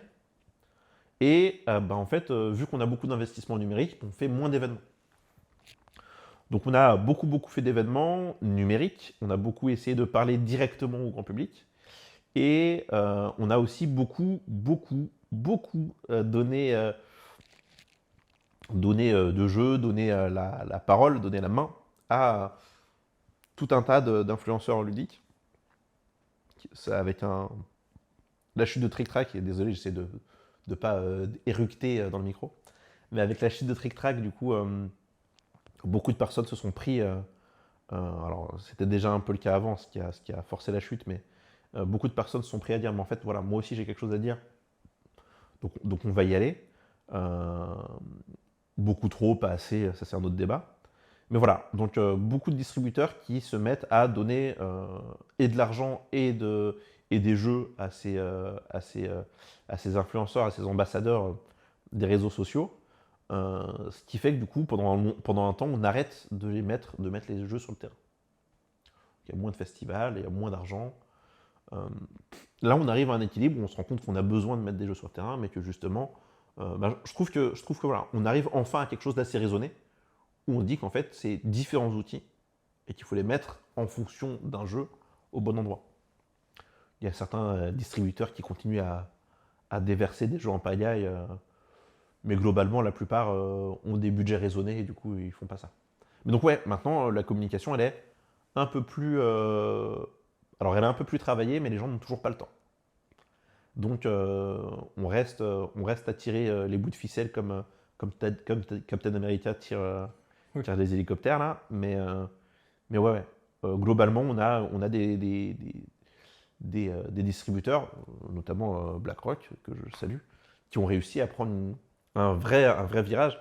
BlackRock, maintenant, je crois qu'ils sont à 8 ou 9 personnes dans le secteur communication, avec vraiment des communicants spécialisés pour vraiment pouvoir et travailler l'ensemble de leur catalogue et travailler spécifiquement des jeux à certains moments. Et ça, c'est hyper précieux. Oui. Puis ce qui est assez marrant d'ailleurs, un petit aparté, mais je crois qu'il disait que l'année dernière, c'est 4 millions de boîtes vendues, BlackRock. Et ce qui était marrant, enfin je faisais un peu ce parallèle, mais qu'Asmodée avait des grosses licences, mais qu'en fait les gros vendeurs ils sont chez BlackRock, puisqu'il y a Flip 7, il y a Skyjo, il y a tout ça. C'est des best-sellers. Oui, c'est ça. En fait, il y a ce qu'on appelle donc, dans les distributeurs le 20-80. Donc le 20-80, c'est les 20% de ta masse produit qui va tirer ton distributeur vers le haut, et tu as 80% de la masse qui est au-dessous. Il y a forcément des passages, hein, c'est perméable. Mais voilà, du coup l'idée c'est de savoir voilà, qu'est-ce qu'on fait. Chez Asmodée, c'est les classiques. Parce que maintenant, malheureusement, on est vieux, du coup c'est devenu des classiques. Même Double, qui était une super nouveauté, c'est un classique. Oui, Azul, qui a été une nouveauté, maintenant il est bientôt, je sais pas, 6 ans, 7 ans. Oui, peut-être même plus. Ouais. Donc voilà, on est sur du classique chez Asmodée. Donc ils ont des licences classiques et on les a vu faire. Hein, au fur et à mesure que Asmodée se faisait racheter, ils rachetaient également les studios et les licences, donc ce qu'on appelle les propriétés intellectuelles de leurs différents jeux. Avec ce qu'ils font maintenant avec Loup-Garou sur Canal+, ce genre de choses. Voilà, ils travaillent vraiment ce truc classique et ensuite ils ont un catalogue aléatoire et hyper grand d'éditeurs qui distribuent, sur lequel ils vont plus ou moins travailler les jeux en fonction des besoins. Là, ça a encore changé, ils ont encore fait une nouvelle refonte parce qu'ils sont en bourse, parce que voilà. Donc, je ne pourrais pas parler de ce qu'ils vont faire maintenant. Mais donc tu as ça, et à côté tu as en effet Gigamic, mais surtout BlackRock, qui eux vont travailler beaucoup leurs jeux du catalogue éditeur. Donc moins de l'édition. Je ne suis pas sûr qu'ils en aient encore d'ailleurs, mais vraiment de la distribution éditeur, où ils vont mettre en avant leurs éditeurs, et où ils vont également permettre à certains de leurs éditeurs de récupérer des jeux qui existent sur d'autres marchés. Et Flip 7 par exemple c'est le cas, USAO Poly je crois. Ouais, puis il s'appelle ZOP maintenant. Ouais. En fait voilà, c'est un jeu qui a cartonné, qu'à Toulouse on a eu en avant-première grâce au passe-temps. Et en fait il faut savoir que voilà, c'est les équipes chez BlackRock et les équipes de catch-up qui s'entendent avec USAO Poly pour que ils m'arrêteront à n'importe quel moment, soit en commentaire, soit dans la vraie vie pour me dire, mais en gros c'est comme ça que ça se passe pour que Flip 7 arrive. Et du coup on a chez BlackRock à ce moment-là, au moment de la photo, un distributeur qui pousse ses éditeurs à sortir des gros jeux, quoi. Enfin des gros jeux. Des petits jeux mais des grosses ventes. Des petits jeux mais des grosses ventes, exactement. Oui, parce que je crois qu'il m'avait dit, si je dis pas de bêtises, hein, c'était 700 000 boîtes en quelques mois, quoi, ce qui est dans le milieu du jeu français, hein, je parle. On est dans l'exception. Hein. Ah non, mais on est d'accord. Mais là, on est arrivé post-Covid à un marché intéressant, puisqu'on a réussi à faire ce que je voulais faire au départ, qui n'est pas de mon fait. Hein. Si j'étais un petit acteur, je suis déjà content. On a réussi à toucher un nouveau public. Un grand public qui s'intéresse un peu plus. Skyjo est passé par là, et d'autres. Decal, on a eu un grand succès grâce à ça. Aussi, ouais, Cracklist. Voilà, tous ces jeux hyper grand public où en fait, voilà, on revient sur ce principe de base que j'aime beaucoup à Quarto, et je vais dire Quarto tout le temps parce que j'aime bien ce jeu, on va t'expliquer le jeu en quelques secondes, et en fait après tu vas t'éclater pendant jusqu'à ce que les cartes soient pleines de transpiration, quoi. Ouais. Donc, et là, ce grand public, c'est ça. Donc c'est un grand public qui est une plus grande masse, mais par contre qui va prendre un ou deux jeux à l'année. Oui, leur pratique du loisir n'est pas la même que celle des passionnés. Et on revient en fait aux années 80 où tu as un jeu qui va te faire l'année, ou deux jeux qui vont te faire l'année. Bon, à l'époque, c'est le Monopoly, la trappe-souris, des trucs comme ça, mais maintenant, tu as des jeux un peu plus sympas. Mais voilà, c'est des gens qui viennent chercher un ou deux jeux dans l'année, qui vont sortir en vacances, en camping, dans leur Airbnb, voir les potes, tu vois, le jeu de fin de soirée, des trucs comme ça, quoi. Et donc on a ça, donc on a tous ces jeux plus accessibles, mais hyper fun, qui vont justement éclater tout ce qu'on sait du marché à ce moment-là. Ouais. Oui, et hyper fun, pour moi, c'est le terme très important, parce qu'il y a beaucoup de gens qui essayent de reproduire ces succès, mais qui oublient que ce qui compte dans ces jeux-là, il se passe quelque chose. En fait, les gens viennent chercher ça, à un moment où il se passe quelque chose. Quoi. C'est ces jeux qui, en fait, sont des médiums. C'est-à-dire que ça va être ce qu'on appelle les icebreakers, donc les brise-glaces, ce genre de choses, mais ça va être des jeux où voilà, il se passe quelque chose autour de la table, grâce à ce jeu, et hop, ça explose, et c'est ça que les gens viennent chercher. Dans les nouveaux changements aussi, ce que j'avais remarqué, c'est qu'on est passé d'un monde où on passait par les festivals évidemment, mais par les influenceurs. Alors, quand je dis influenceurs, c'est pas que YouTube, hein. C'est tous les médias inclus, les blogs, TikTok, Instagram, à un moment où j'ai vu ça, c'était l'année dernière notamment, à une communication sur et envers le mass market, c'est-à-dire des prises de publicité dans les grands médias aux heures, je crois, devant Quotidien ou devant sur BFM, mais aussi dans les gares en 4x3, enfin un peu partout. Et du coup, j'ai l'impression que là aussi, il y a un glissement qu'on n'avait pas avant du tout. Non, mais en fait, bah oui, si tu veux, une fois que tu touches un grand public, c'est une autre manière de toucher les gens. C'est-à-dire que le grand public, la masse, le mass market, il est devant la télé, il est à son arrêt de bus, il est à la radio, il regarde Quotidien, voilà. Et du coup, tu vas essayer d'aller là. Je t'avouerai que j'avais déjà essayé de faire ça, donc j'avais déjà eu une discussion notamment avec des régies publicitaires télé pour aller sur les replays. Parce que ce qui est sympa dans le replay en marketing, c'est que c'est de la pub captive, c'est-à-dire qu'en gros, tu ne peux pas passer la pub. Et si tu changes d'onglet, la pub se met en pause. Donc tu es obligé de regarder la pub. C'est pas bien, mais c'est bien quand tu fais du marketing. Donc j'avais déjà essayé ça. On n'était pas encore à la bonne époque. Mais en effet, maintenant ils font ça. Alors tu as aussi beaucoup. Faut rendre les lauriers à la bonne personne. Donc il y a aussi un gros travail, à mon avis, sur également le Festival de Cannes, qui dans sa refonte de ses jurys, de son juré notamment, a mis des personnes bankable qui travaillaient du coup pour des groupes. Donc je pense notamment à Vincent De Dienne qui était à un moment chez Quotidien, qui fait de la comédie et du théâtre à côté, qui est joueur, tu vois. Tu as eu. Qui adore Tricarion, donc on le sait. Oui. Tu as eu, je crois, Fabien Olicard. Il y a Fabien Olicard aussi qui est proche de Yellow. Qui a beaucoup travaillé avec Yellow pendant longtemps. Mais en fait, voilà, c'est des gens qui ont d'autres communautés qui ne sont pas du tout du monde du jeu et qui te permettent également d'avoir une autre vision. Le mass market, c'est important de le toucher. Alors, les phases de pub, ça va être forcément dans les phases d'achat direct. Donc, ça va être à Noël. Il va y avoir un petit pic également au niveau de la PAC. Je n'ai jamais compris pourquoi, mais il y a une courbe à ce moment-là. Et au niveau de l'été. Et du coup, voilà, c'est à ce moment-là qu'on va avoir de la publicité directe. Donc là, on ne va pas essayer de toucher les gens en amont. On va les toucher au moment où ça sort. Donc, tu as la publicité, tu as les fameuses réductions. 2 achetés, 1 gratuit, 3 achetés, le 4e à moitié prix, et le 5e va vous étonner. Voilà. Tous ces trucs-là qui sont faits justement pour le mass market, pour dire, ben, voilà, prenez-en plein, puisque de toute façon, on sait que vous ne reviendrez pas dans la boutique avant l'année prochaine. Voilà, on va vous gaver maintenant, quoi. C'est un autre public, c'est une autre manière de travailler la chose. Ça coûte très cher. Donc, et les régies publicitaires le savent.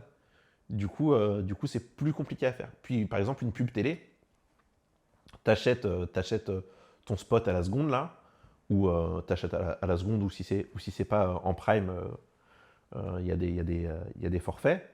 Derrière, une fois que tu l'as acheté à la seconde, il faut mettre un spot télé.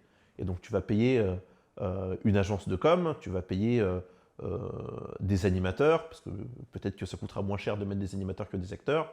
Peut-être que ça coûtera, en RGPD, parce que tu as la gestion également de ça, de mettre des dessins que de mettre des petits-enfants qui ont des contrats de mannequinat pour quand ils seront majeurs, ils toucheront l'argent, ce genre de choses. Donc voilà, tu as tout ce travail-là qui vient également rogner un peu l'argent. Argent qui ne se développe pas, comme je t'ai dit, on a un système qui est plutôt tendu. En 2025, ça commence déjà en 2024. Du coup, voilà, on a ce retravail de la communication autrement, où il faut tourner l'axe d'une autre manière pour essayer de faire les choses comme il faut. On a aussi ce qu'on appelle, ce que moi j'appelle les médias ludiques, donc ce qu'on disait un peu tout ça. Comment on gère ça aujourd'hui? C'est-à-dire qu'il y a de tout. C'est pas négatif ce que je dis, c'est il y a de tout parce qu'il y a de tout. Mais malgré ça, dans le lot, on voit qu'il y a des pratiques qui sont en train de se développer. Il y a des bonnes pratiques et des, on va dire, un peu plus discutables. Oui. Est-ce que, parce que ça représente pareil une masse de temps, on ne peut pas regarder tous les contenus d'une chaîne, c'est impossible. Comment toi tu gères ça? Ou est-ce que quand tu conseilles tes clients, tu les orientes vers, est-ce que tu as par exemple une whitelist d'influenceurs? Ça, ok, c'est bon. Ouais, en gros, j'ai une whitelist, alors tout change, hein, tout est perméable, encore une fois, mais ouais, j'ai des influenceurs et des influenceuses avec qui j'aime pousser et j'aime travailler. Alors ça se fait pas, mais en tout cas, j'ai cette liste de gens avec qui je veux travailler. Et j'ai quelques personnes avec qui je ne veux plus travailler. Alors, les gens avec qui je veux travailler, c'est tout simplement parce qu'on arrive à s'entendre, soit sur un travail passionné, soit sur une tarification, avec à chaque fois leur grille, hein, parce que on parle de professionnel à professionnel, donc ils ont une grille de service, c'est à moi de voir si je veux tel ou tel service, ou si je veux un truc spécial, ça me coûtera plus cher. Et des gens avec qui je ne veux pas travailler, c'est des personnes qui, alors là c'est moi, hein, mais comme je te disais tout à l'heure, tout début, quand tu travailles une communication, tu la travailles dans un temps donné. Et tu veux que chaque chose soit dans un temps donné. Comme je te disais encore plus au début, je suis contrôle fric. Donc moi, pour moi, si je travaille avec toi, je veux qu'on travaille ce jeu-là, et je te dis d'emblée au moment du contrat, peu importe nos arrangements, mais au moment du contrat, en disant, moi, il faut qu'il sorte sur cette fourchette de temps-là. Je ne te dis pas une deadline précise, parce que chacun travaille son planning comme il l'a, mais il faut que ça soit dans cette fourchette-là. Après, pour moi, c'est trop tard. Et avant, c'est trop tôt. Donc, il faut que ce soit dans cette fourchette de temps-là. Tu me dis si tu peux pas, mais si tu peux, on fait comme ça. Donc, je te fournis ce qu'il faut. S'il y a des problèmes, on en parle, mais voilà. Et tu as des personnes avec qui ça s'est pas bien passé. Tu as des personnes avec qui on dit oui, non, mais regarde, mais en fait, je l'avais, c'est juste que j'ai pas pris le temps de le sortir. Oui, mais en fait, là, on sort de cette fourchette de temps, donc on sort du contrat. Moi, ça m'intéresse plus, ça m'intéresse moins, ça va être moins impactant. Je le faisais pour plein de raisons que j'explique, parce que j'aime pas faire le méchant, donc j'explique à chaque fois pourquoi je prends mes décisions. Et voilà. Donc, mais globalement, je m'entends bien avec les gens. Comment je fais ma whitelist ? Alors, c'est parce que je connais certains influenceurs et certains ambassadeurs et certaines ambassadrices depuis un certain temps. Je sais comment ils travaillent, j'aime bien comment ils travaillent, et il ne faut pas se mentir, je sais également quelle communauté ils ont derrière. Quand je travaille avec un éditeur, au niveau du marketing, si je prends un faisceau d'influenceurs, je ne vais pas prendre des personnes qui parlent au même groupe forcément. Alors, il va y avoir des connexions, mais il ne faut pas que ce soit que ça, parce qu'au final, sinon, dans le marketing, tu vas essayer de marteler ta communication avec différents canaux pour toucher la même personne et pour qu'à la fin, il fasse « Wow, mais ça doit être trop bien, tout le monde en parle ». Mais si tu fais ça, si tu prends que le même groupe, au final, tu vas mettre plein d'argent pour 20 000 personnes. Et tu as un autre point intéressant dans les indices de performance qui est le coût contact. Quand tu fais une campagne de publicité, quand tu fais une campagne de promotion, en gros, si au lieu de faire la promotion, tu donnerais une somme à chaque personne pour leur dire mon jeu est trop bien, hop, tu lui donnes une somme, ce serait combien ? Si tu as un coût contact à 10 euros, tu peux faire mes boutiques, tu as une très grosse marge. Donc voilà, c'est aussi ça de travailler avec les influenceurs, les ambassadeurs et les ambassadrices. Il y a aussi une nouvelle chose qui est apparue ces dernières années, qu'on pourrait dire que ça a apparu même au niveau, ça existait avant, mais je veux dire, c'était très rare, c'est ce qu'on appelle la communication de crise. Ouais. J'ai l'impression qu'il y en a de plus en plus. Bon, il y a eu forcément la pandémie, mais aujourd'hui, avec les réseaux sociaux, la moindre parole, la moindre activité, parfois légitime, parfois illégitime, entraîne des conséquences. Est-ce que ça, c'est quelque chose aussi que toi, tu prends en compte, tu réfléchis ? On est obligé. Maintenant, on est obligé de faire attention à ce qu'on dit. Alors là, tu vois, j'ai rien préparé, donc je fais pas attention et peut-être que... Je l'ai piégé plein de fois, il ne sait pas. Peut-être que bientôt, ah là là, qu'est-ce qui s'est passé Pourvu que ça buzz. C'est ça. Il y aura des miniers sur TikTok et tout. Cette personne est exécrable. Mais ouais, donc tu es obligé de faire attention à ça. Et une fois qu'on est en crise, il faut faire encore plus attention parce que là, les gens sont à vif. Et du coup, il faut faire très attention à ce qu'on dit. Mais il y a aussi des moments où tu as fait attention à ce que tu dis et les gens, de toute façon, ils entendent ce qu'ils veulent entendre. Et de nos jours, c'est drôle parce que quand je suis revenu dans le monde du jeu, j'avais une interview de Croc. Je crois que c'était sur Trick Track, mais c'était sur Trick Track sur Internet, où il expliquait que les gens, maintenant, ils ne se parlent plus. C'est par mail interposé ou quoi ou qu'est-ce, mais ils ne se parlent plus en physique. J'étais pas trop d'accord avec lui à l'époque, parce que moi, les gens, je venais leur parler, j'étais tout le temps sur le terrain de toute façon. Mais en fait, c'est le cas. C'est-à-dire que maintenant, avec les réseaux sociaux, il y a une crise dernièrement avec un événement pro, où tu as quelques influenceurs qui ont décidé de partir sur ce qu'ils avaient dit, sur ce qu'ils avaient pensé, qui était la communication, et ils ont monté en épingle un truc de dingue, où du coup tu as une grosse montée de beaucoup de presse ludique notamment. Et quand je suis arrivé dans les commentaires, j'ai dit vous avez parlé à l'organisateur ou pas ? Non. Personne n'avait parlé à l'organisateur, mais tout le monde était sûr que l'organisateur était méchant. Du coup, j'en parle à l'organisateur, je leur dis, en fait, l'organisateur, c'est 4 personnes, ils ont d'autres choses, ils n'y ont pas pensé à mal. Bon, maintenant, s'il y a d'autres solutions intéressantes à mettre sur la table, est-ce qu'on les met sur la table? Ouais, sauf qu'en fait, le mal est déjà fait, quoi. Et c'est un peu le même concept de la fenêtre d'Overtone, mais avec des problèmes moins politiques. Mais une fois que tu as dit assez fort que quelqu'un c'est un connard, même si tu t'excuses, le message il reste imprimé. Du coup, là, j'ai dit un gros mot alors que j'ai dit que j'en disais pas. Oui, oui. C'est pour ça que j'ai appelé les gens de Vichy. Et que voilà. Mais oui, oui. Mais c'est vrai que là, je me rends compte parce que il y a, là dernièrement, il y a Flavien qui en parlait, mais Yellow sort un Codenames sur Harry Potter. Ouais. Donc il y a forcément les propos de J.K. Rowling. Il y a beaucoup de gens qui... Alors, je l'ai pas lu, mais CGE a fait un communiqué aujourd'hui. Je l'ai pas encore lu. Ok. Moi non plus. Ça, ouais, ça fait partie des trucs. C'est en venant, je te demande, ah putain, il y a ça qu'il faut que je regarde. Donc, punaise. il y a tous ces éléments-là qui entrent en compte. Ouais, c'est ça. Est-ce que toi, ça pourrait être par exemple quelque chose qui pourrait te dire, écoute, je travaille d'habitude avec toi, mais là sur ce jeu, je pense que je pourrais rien faire ou j'ai pas envie de faire. Oui. Pas forcément Harry Potter, mais toi, mais en fait, des tas de sujets différents. Oui, complètement. C'est-à-dire que si le Covid m'a appris ça, faut pas que je le renie. Comme je t'ai dit tout à l'heure, moi, mon idée maintenant, c'est de travailler socialement.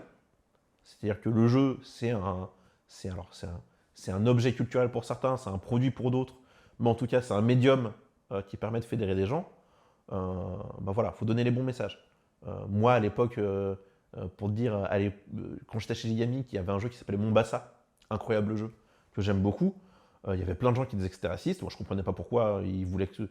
En fait, en disant qu'il était raciste, en disant qu'il fallait enlever l'exploitation, en fait, du coup, il devenait révisionniste par rapport à l'histoire. Oui. Et du coup, je venais en peau de bête sur les réunions pro pour dire, voilà, maintenant, on peut évacuer ça. On en a parlé.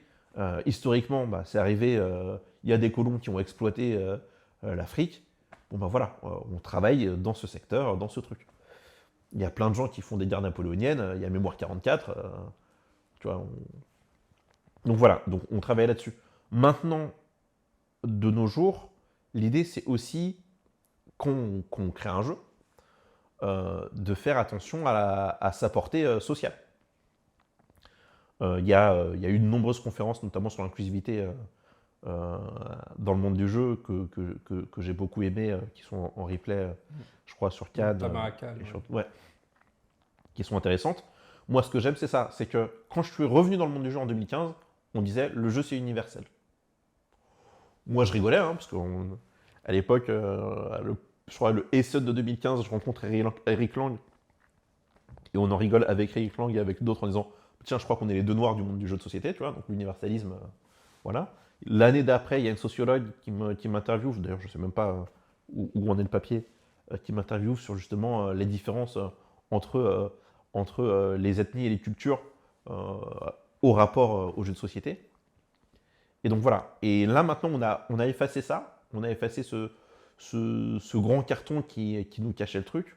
Maintenant qu'on l'a effacé, il faut qu'on travaille avec. Donc moi, j'ai pas envie de travailler des jeux qui peuvent être une source de douleur ou de souffrance pour certains. Et oui, en effet, les gens sont... c'est pas que les gens sont de plus en plus fragiles, c'est que les gens maintenant en parlent. Avant, même pour le racisme, tu vois, moi c'était le cas de mon côté, tu rigoles, tu acceptes les blagues, parce que tu sais que demain tu as envie de faire toujours partie du truc et d'avoir... Voilà. Au bout d'un moment, il faut savoir dire non. Parce qu'en fait, si tu poses pas de cadre, la personne en face, elle sait pas qu'elle fait quelque chose de mal. Donc voilà, c'est des trucs qui sont relous au jour le jour, puisque tu as des licences qui sont incroyables, mais qui malheureusement ont en phare des personnes qui sont exécrables, et du coup ça crée des conflits. Donc force à Yellow et à CGE là-dessus. La licence est incroyable, mais en effet, entre le moment en plus où tu fais le deal avec tout l'argent que ça fait et le moment où tu sors le jeu, il y a un monde, quoi. Moi, tu vois, pour te donner un exemple, Asmodée, ils ont fait un jeu avec Lego, Monkey Palace. Ils l'ont sorti quoi, 2024, je crois. Oui. J'ai été à un moment dans la boucle d'un projet secret chez Asmodée, qui était justement ce rapprochement des deux entités. Je crois que c'était en 2021, je crois. Tu vois, donc tu as sur ce truc-là 3 ans, et j'étais pas là au début, donc ça se trouve, ils étaient là depuis longtemps, 3, 4, 5 ans.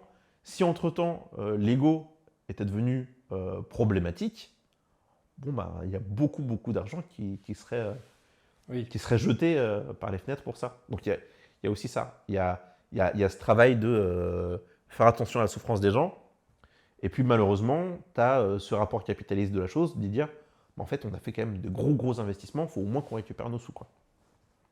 C'est toujours tendu. Donc je pense que moi, ce serait quelque chose que je ferais au cas par cas, mais qu'au global, ouais, au global, j'essaierais de pas. J'essaierais de pas aller dans ces trucs-là. Alors déjà, parce que en termes de buzz, c'est pas, Oui. c'est pas la meilleure chose, mais également parce que c'est pas avec mes valeurs non plus.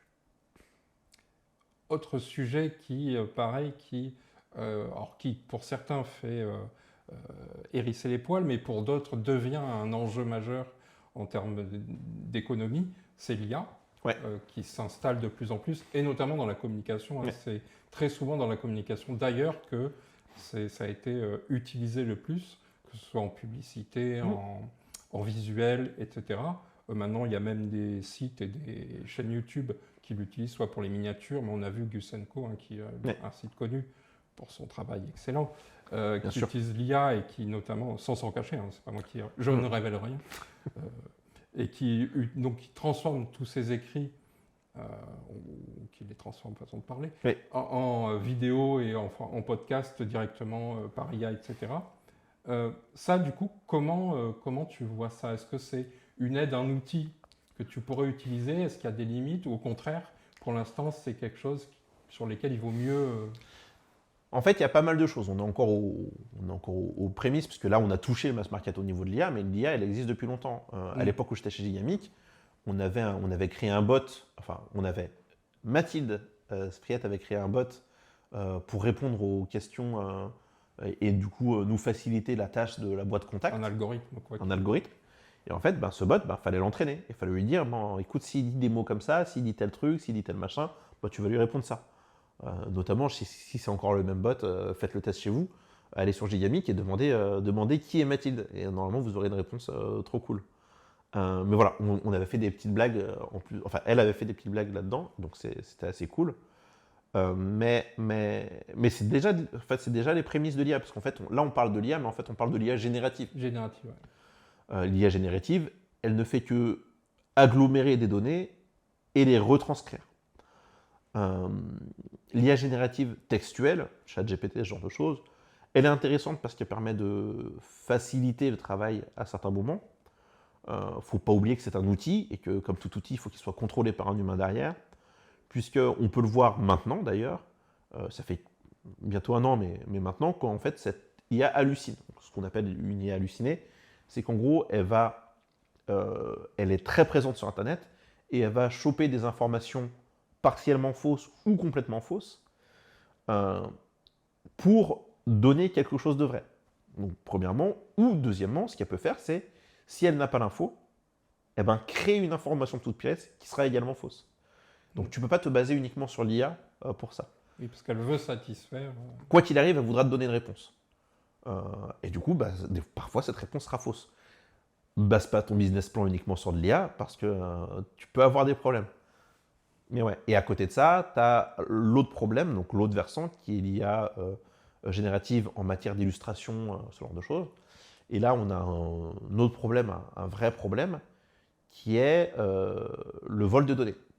Parce que, autant d'un autre côté, l'IA fait du mal, notamment pour la transcription et notamment tous les traducteurs et les traductrices, parce qu'elle fait un travail qui est vraiment pas fou, mais que c'est pas cher, donc les gens ils s'en satisfassent, ils s'en satisfont malheureusement.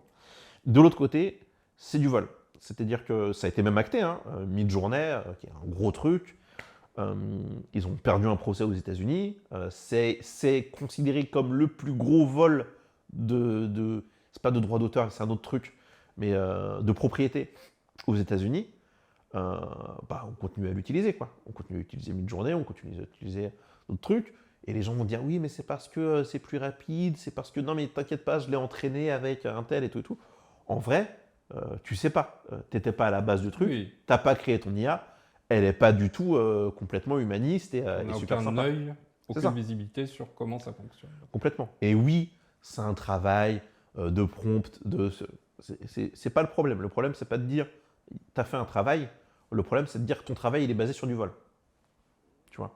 Pour faire pour partir sur un point Godwin et faire un parallèle, parce que j'aime bien les parallèles comme ça a été un gros problème à la fin de la Deuxième Guerre mondiale de reprendre le travail en médecine qui a été fait par les Allemands, puisqu'il a été fait de manière complètement non éthique. Et donc ça a aussi bloqué pas mal de choses. Donc l'idée, c'est de se dire, voilà, à ce moment-là de l'outil, donc là, avec cette phrase, normalement, on fait faire le buzz. Mais à ce moment-là de l'outil, l'idée, c'est de se dire, qu'est-ce que tu veux? Qu'est-ce que tu veux faire? Qu'est-ce que tu veux comme société? C'est pas tout de te dire que tu vas gagner 1000 balles, 2000 balles sur ton jeu, puisque c'est ça, hein, malheureusement, c'est encore un gros débat avec notamment la charte des illustratrices ludiques, mais c'est un gros débat de dire, de nos jours, un jeu, c'est est-ce que l'illustrateur, l'illustratrice, c'est un maillon, il a fait un service comme un ouvrier, un artisan, donc il a son argent point barre, ou est-ce que c'est un objet culturel et du coup, il devrait également toucher un pourcentage des ventes. Donc globalement, les gens qui prennent de l'IA, c'est pas des gens qui sont prêts à donner des pourcentages de vente aux illustrateurs et aux illustratrices. Du coup, on a ce problème voilà, qu'est-ce que tu veux socialement, qu'est-ce que tu veux sociétalement, est-ce que tu es prêt à voler complètement juste parce que pour l'instant, légalement, c'est pas tranché, en disant, c'est pas tranché donc c'est pas grave. Ouais, oui. Si on ne dit pas si officiellement c'est pas du vol, c'est pas du vol. Oui, mais en attendant, on peut faire beaucoup de choses comme ça, quoi. Oui, oui. À être dans le déni. Sachant que Netflix dernièrement a annoncé, c'est le premier gros producteur à annoncer officiellement, donc a utilisé pour sa série Eternaut, qui était une très bonne série d'ailleurs, que tous les effets spéciaux avaient été faits en IA générative, pour des raisons de budget, j'imagine. T'as ça, mais t'as Spotify également là qui fait de la musique complètement générée par IA. Et puis Mattel, si je dis pas de bêtises, Mattel, Hasbro ont déjà annoncé qu'ils étaient OK pour l'utiliser. Alors, toujours avec des réserves. Oui, c'est ça. Mais en fait, ils font. Alors ça a peut-être changé depuis Cannes, parce que bon, mes infos elles datent de Cannes, mais ils font ce qu'on appelle des mood boards. Donc ils prennent des illustrateurs et des illustratrices, mais par contre, leur mood board, donc on aimerait bien que cette couverture, ces éléments, ce truc, ça ressemble à ça, ils le font par IA. Voilà. Ok. Toi, pas de communication encore par IA. Non. En fait, encore tout à l'ancienne. Ouais, moi j'aime ça. Donc j'aime ça, et puis j'ai pas assez de clients pour me dire, tu vois, si j'avais 2000 clients, voilà. Mais j'aime ça et je travaille humainement avec 4-5 clients à l'année, avec qui on fait des vrais partenariats et avec qui on a un vrai travail. Donc non, je fais pas de l'IA. Et puis encore une fois, comme je te dis, l'IA, elle hallucine. Moi, je suis un flemmard. Donc, j'ai pas envie de doubler ma charge de travail juste pour vérifier ce que l'IA dit. Puis rappelez-vous, les montagnes hallucinées, ça finit mal. Ça finit mal. J'ai une question, avant-dernière question, de Franck, qu'on salue, du Discord, qui dit « Comment se fait-il que certains jeux soient sans aucune communication, même avec les boutiques, et cela n'est-il pas suicidaire ?» entre guillemets. Alors, de nos jours, j'ai envie de te dire, c'est très compliqué de sortir un jeu à un certain nombre d'exemplaires s'il n'y a aucune communication dessus. On est entièrement d'accord. Mais il y a pas mal de choses qui sont dans les secrets des différents distributeurs, il y a pas mal de choses qui peuvent l'expliquer. La première, c'est, parce que c'est quelque chose qui existe, des choix politiques. C'est-à-dire que j'ai entendu souvent chez Asmodée d'ailleurs, mais tu vas accepter un jeu en localisation juste parce que tu n'as pas envie de perdre un éditeur. Mais tu n'y crois pas à son jeu. Donc tu vas prendre le jeu, par contre tu ne vas pas faire de communication dessus, tu ne vas pas investir dessus parce que de toute façon tu n'y crois pas. Ouais, S'il prend, une grosse prod, quoi. C'est ça. S'il prend, c'est très bien et tu seras très content, mais globalement tu penses que ça va aller au carton, quoi. Donc ça c'est un côté. L'autre côté, tu as aussi la concurrence. Si tu as un marché hyper concurrentiel, dans le milieu du jeu, je vais penser notamment aux jeux enfants, on va essayer de communiquer, mais on va essayer de communiquer aux bons endroits. Donc peut-être que Franck, dans le jeu enfant, j'imagine, je ne suis pas sûr que ce soit du jeu enfant dont il parlait, mais si c'est dans le jeu enfant, il ne va pas forcément en entendre parler, puisque ça va être travaillé dans les ludothèques, dans les centres aérés, avec les écoles notamment, ce genre de choses, et ça ne va pas être travaillé en festival, où là, il y a un brouhaha tel que les jeux enfants, c'est un peu compliqué de recréer un cocoon, tease, de recréer un cocon pour ça. Tu as ça, et de l'autre côté, tu as aussi des jeux où en fait, ça coûterait très très cher de le faire. Donc on va uniquement faire de la promotion boutique, on va présenter le jeu aux boutiques, et en espérant que les boutiques le prennent. Donc là, c'est des réunions régionales, c'est mettre des animateurs ou des commerciaux ou des vendeurs directement en boutique pour leur parler des prochains jeux qui vont sortir. Et donc c'est de la communication uniquement B2B. Et cette communication uniquement B2B, elle a un défaut, c'est que tu ne peux pas la déployer à tout le monde au même moment. Des boutiques, tu en as plein. Des humains qui vont en boutique, tu en as moins. Donc voilà, il faut faire des choix. Du coup, tu as des rotations. Nous, c'est ce qu'on avait fait, notamment ce que j'avais fait chez Asmodée, où j'avais créé du coup ce qu'on appelait les experts terrain, qui allaient dans les boutiques. Donc j'avais pris 5 experts terrain, que je salue s'ils regardent également. Je salue plein de gens. Qui allaient en boutique et qui avaient des rotations de jeux qu'ils allaient mettre en avant. Des rotations de jeux suivant une sélection. C'était des jeux qui n'allaient pas forcément être présentés en grand public, en terrain ou co-caisse. Ça pouvait être des gros jeux, genre Gloomhaven par exemple. Ça pouvait être des jeux un peu plus où on n'avait pas un gros budget dessus, parce que comme je t'avais dit, mettre un jeu sur des événements, c'est avoir de la marge pour le jeu. Mais du coup, voilà, en disant, en fait, ce jeu, il est génial, c'est juste qu'on ne pourra pas le mettre en événement terrain, on ne pourra pas le mettre co-caisse. Voilà, on va le mettre en avant. Et puis, forcément, les gros bangers où on veut que tout le monde en achète, on le mettait aussi. Donc, on faisait ces rotations-là. On faisait des rotations avec des boutiques, mais forcément, toutes les boutiques n'avaient pas l'info sur toutes les sorties. J'espère que ça aide Franck. Dernière question, parce qu'il faut aussi que je te libère quand même. Tu as un travail. Eh oui, ah là là. Non, ça serait tes envies pour l'avenir. Soit dire, toi, comment tu vois ce qui va arriver. Et peut-être en 2 temps, la deuxième, ça serait, imaginons que tu avais une carte blanche pour dire, OK, budget limité. Comment toi, tu dirais, qu'est-ce qu'il faudrait aux jeux de société comme nouvelle manière de communiquer si c'était en mode limited, quoi. Alors, qu'est-ce que je vois pour l'avenir déjà dans un premier temps? Alors, c'est une super question. J'aurais dû préparer. Qu'est-ce que je vois pour l'avenir? En fait, moi, ce que j'aimerais, c'est qu'on tourne le jeu de société. Le jeu de société, pour beaucoup, c'est un objet culturel, mais globalement, pour les distributeurs, c'est un produit. Donc, partons là-dessus. Le jeu de société, admettons, c'est un produit. OK. Donc, il a une vérité financière. Pour moi, ce que je veux, c'est que le jeu de société soit considéré comme un produit, certes, mais comme un produit sociétal. Et du coup, qui serve à fédérer des groupes. En fait, il n'y a que comme ça que moi, j'arriverai à continuer à vivre de mon travail et à aimer faire ce que je fais. C'est-à-dire, voilà, on travaille sur des jeux, on travaille sur des émotions, on travaille sur quelque chose qu'on essaie de faire. Donc, moi, ce que j'aimerais, c'est qu'on arrête, mon vœu pieux, c'est qu'on arrête les propositions politiques. Et du coup, un jeu est pas bien, et on n'en prend pas. Et on l'assume. Et le distributeur l'assume, et du coup, il ne va pas dire à une boutique, parce que moi, je l'ai déjà entendu, et pas que dans les distributeurs qu'on a cités, parce que j'ai des petites souris partout. Mais tu vois, dire à une boutique, ce jeu, on n'y croit pas non plus, mais ce serait bien que tu nous aides. T'en prends 5-6, au global, on l'éponge. Voilà. Parce que on est dans une société avec des ressources finies. Le jeu de société, c'est un loisir qui est incroyable, mais c'est un loisir. Et du coup, je pense qu'il faut commencer à raisonner sur le fait que la surproduction de choses juste parce que politiquement on n'a pas su dire non, voilà, c'est des choses qu'il faut arrêter. Et peut-être qu'à partir de là, on enlèvera déjà un gros pan de la course à la nouveauté. Parce que tu as la course à la nouveauté parce qu'il faut que les boutiques achètent et tout, mais tu as la course à la nouveauté juste parce que il y a 52 semaines, il faut que les boutiques achètent. Du coup, il nous faut 52 jeux dans la semaine. Bon, on en a 50. Bon, tel jeu et tel jeu de tel éditeur, on va les récupérer alors qu'on n'y croit pas. Ça fait pas du bien à l'éditeur, ni à sa cote de popularité, parce que du coup, il sort un jeu auquel personne ne croit.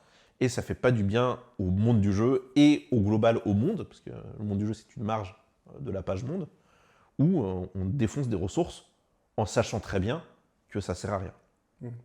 Ça, c'est... Voilà. Et avec ça, pour moi, on arrivera à nouveau à raccrocher le côté humain et sociétal du monde du jeu. Vœu pieux. Si j'avais un budget illimité, comment je verrais la communication, le monde du jeu. Waouh. Pour moi, il faudrait justement retravailler toujours pareil, toujours le même axe. De toute façon, j'ai pas changé en je sais pas combien de temps. Ça a l'air d'être 10 minutes, mais peut-être que c'est plus long. J'ai toujours pas changé là-dessus. Donc pour moi, c'est des événements fédérateurs. Donc aller vers les publics, toucher les publics. Moi, il y a un truc que j'ai beaucoup aimé quand j'étais tout petit minot. C'était le travail en ludothèque, où justement j'avais découvert d'autres jeux que moi, on jouait à la Lawalé, la belote et au domino. Tu vois. Bon, j'ai découvert d'autres jeux, j'étais super fort au Mastermind, j'ai surkiffé. J'ai été très nul au jeu d'échecs, mais j'ai également apprécié. Et puis plein d'autres jeux entre-temps qui m'ont fait découvrir que les dimanches pluvieux n'étaient pas forcément synonymes de Scrabble. Tu vois. Et du coup, pour moi, ce serait en effet faire la promotion de ces publics-là. On touche un mass market maintenant, on a un marché qui a évolué, très bien. Et il faut évoluer en fonction. Alors, ça coûte de l'argent d'évoluer en fonction, oui. Mais ça veut dire, à mon avis, moins de grosses campagnes incroyables et plus de campagnes ciblées. Plus de campagnes ciblées chez les différents acteurs. Donc ça veut dire aider les cafés-jeux à avoir une programmation culturelle, tout simplement en tant que distributeur, créer des animations, mais créer des tournées d'animation, où tu vas justement pouvoir créer... Nous, on avait fait un jeu sur Keyforge notamment, on avait fait un concept qui était Rumble in the Crucible, où du coup, il y avait un championnat régional en interboutique, et chaque champion de chaque région venait se battre à la fin au Festival de Cannes pour faire gagner plein de trucs.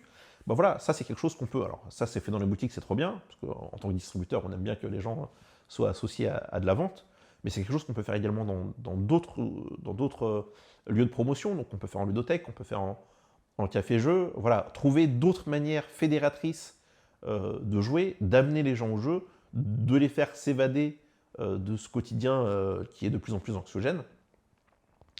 Et puis le jeu, ça apprend, moment chiant, mais sans que ce soit du jeu ludo-éducatif, le jeu apprend pas mal de choses sur les codes de société, sur comment travailler ensemble ou les uns contre les autres, sur de la détection de fourberies.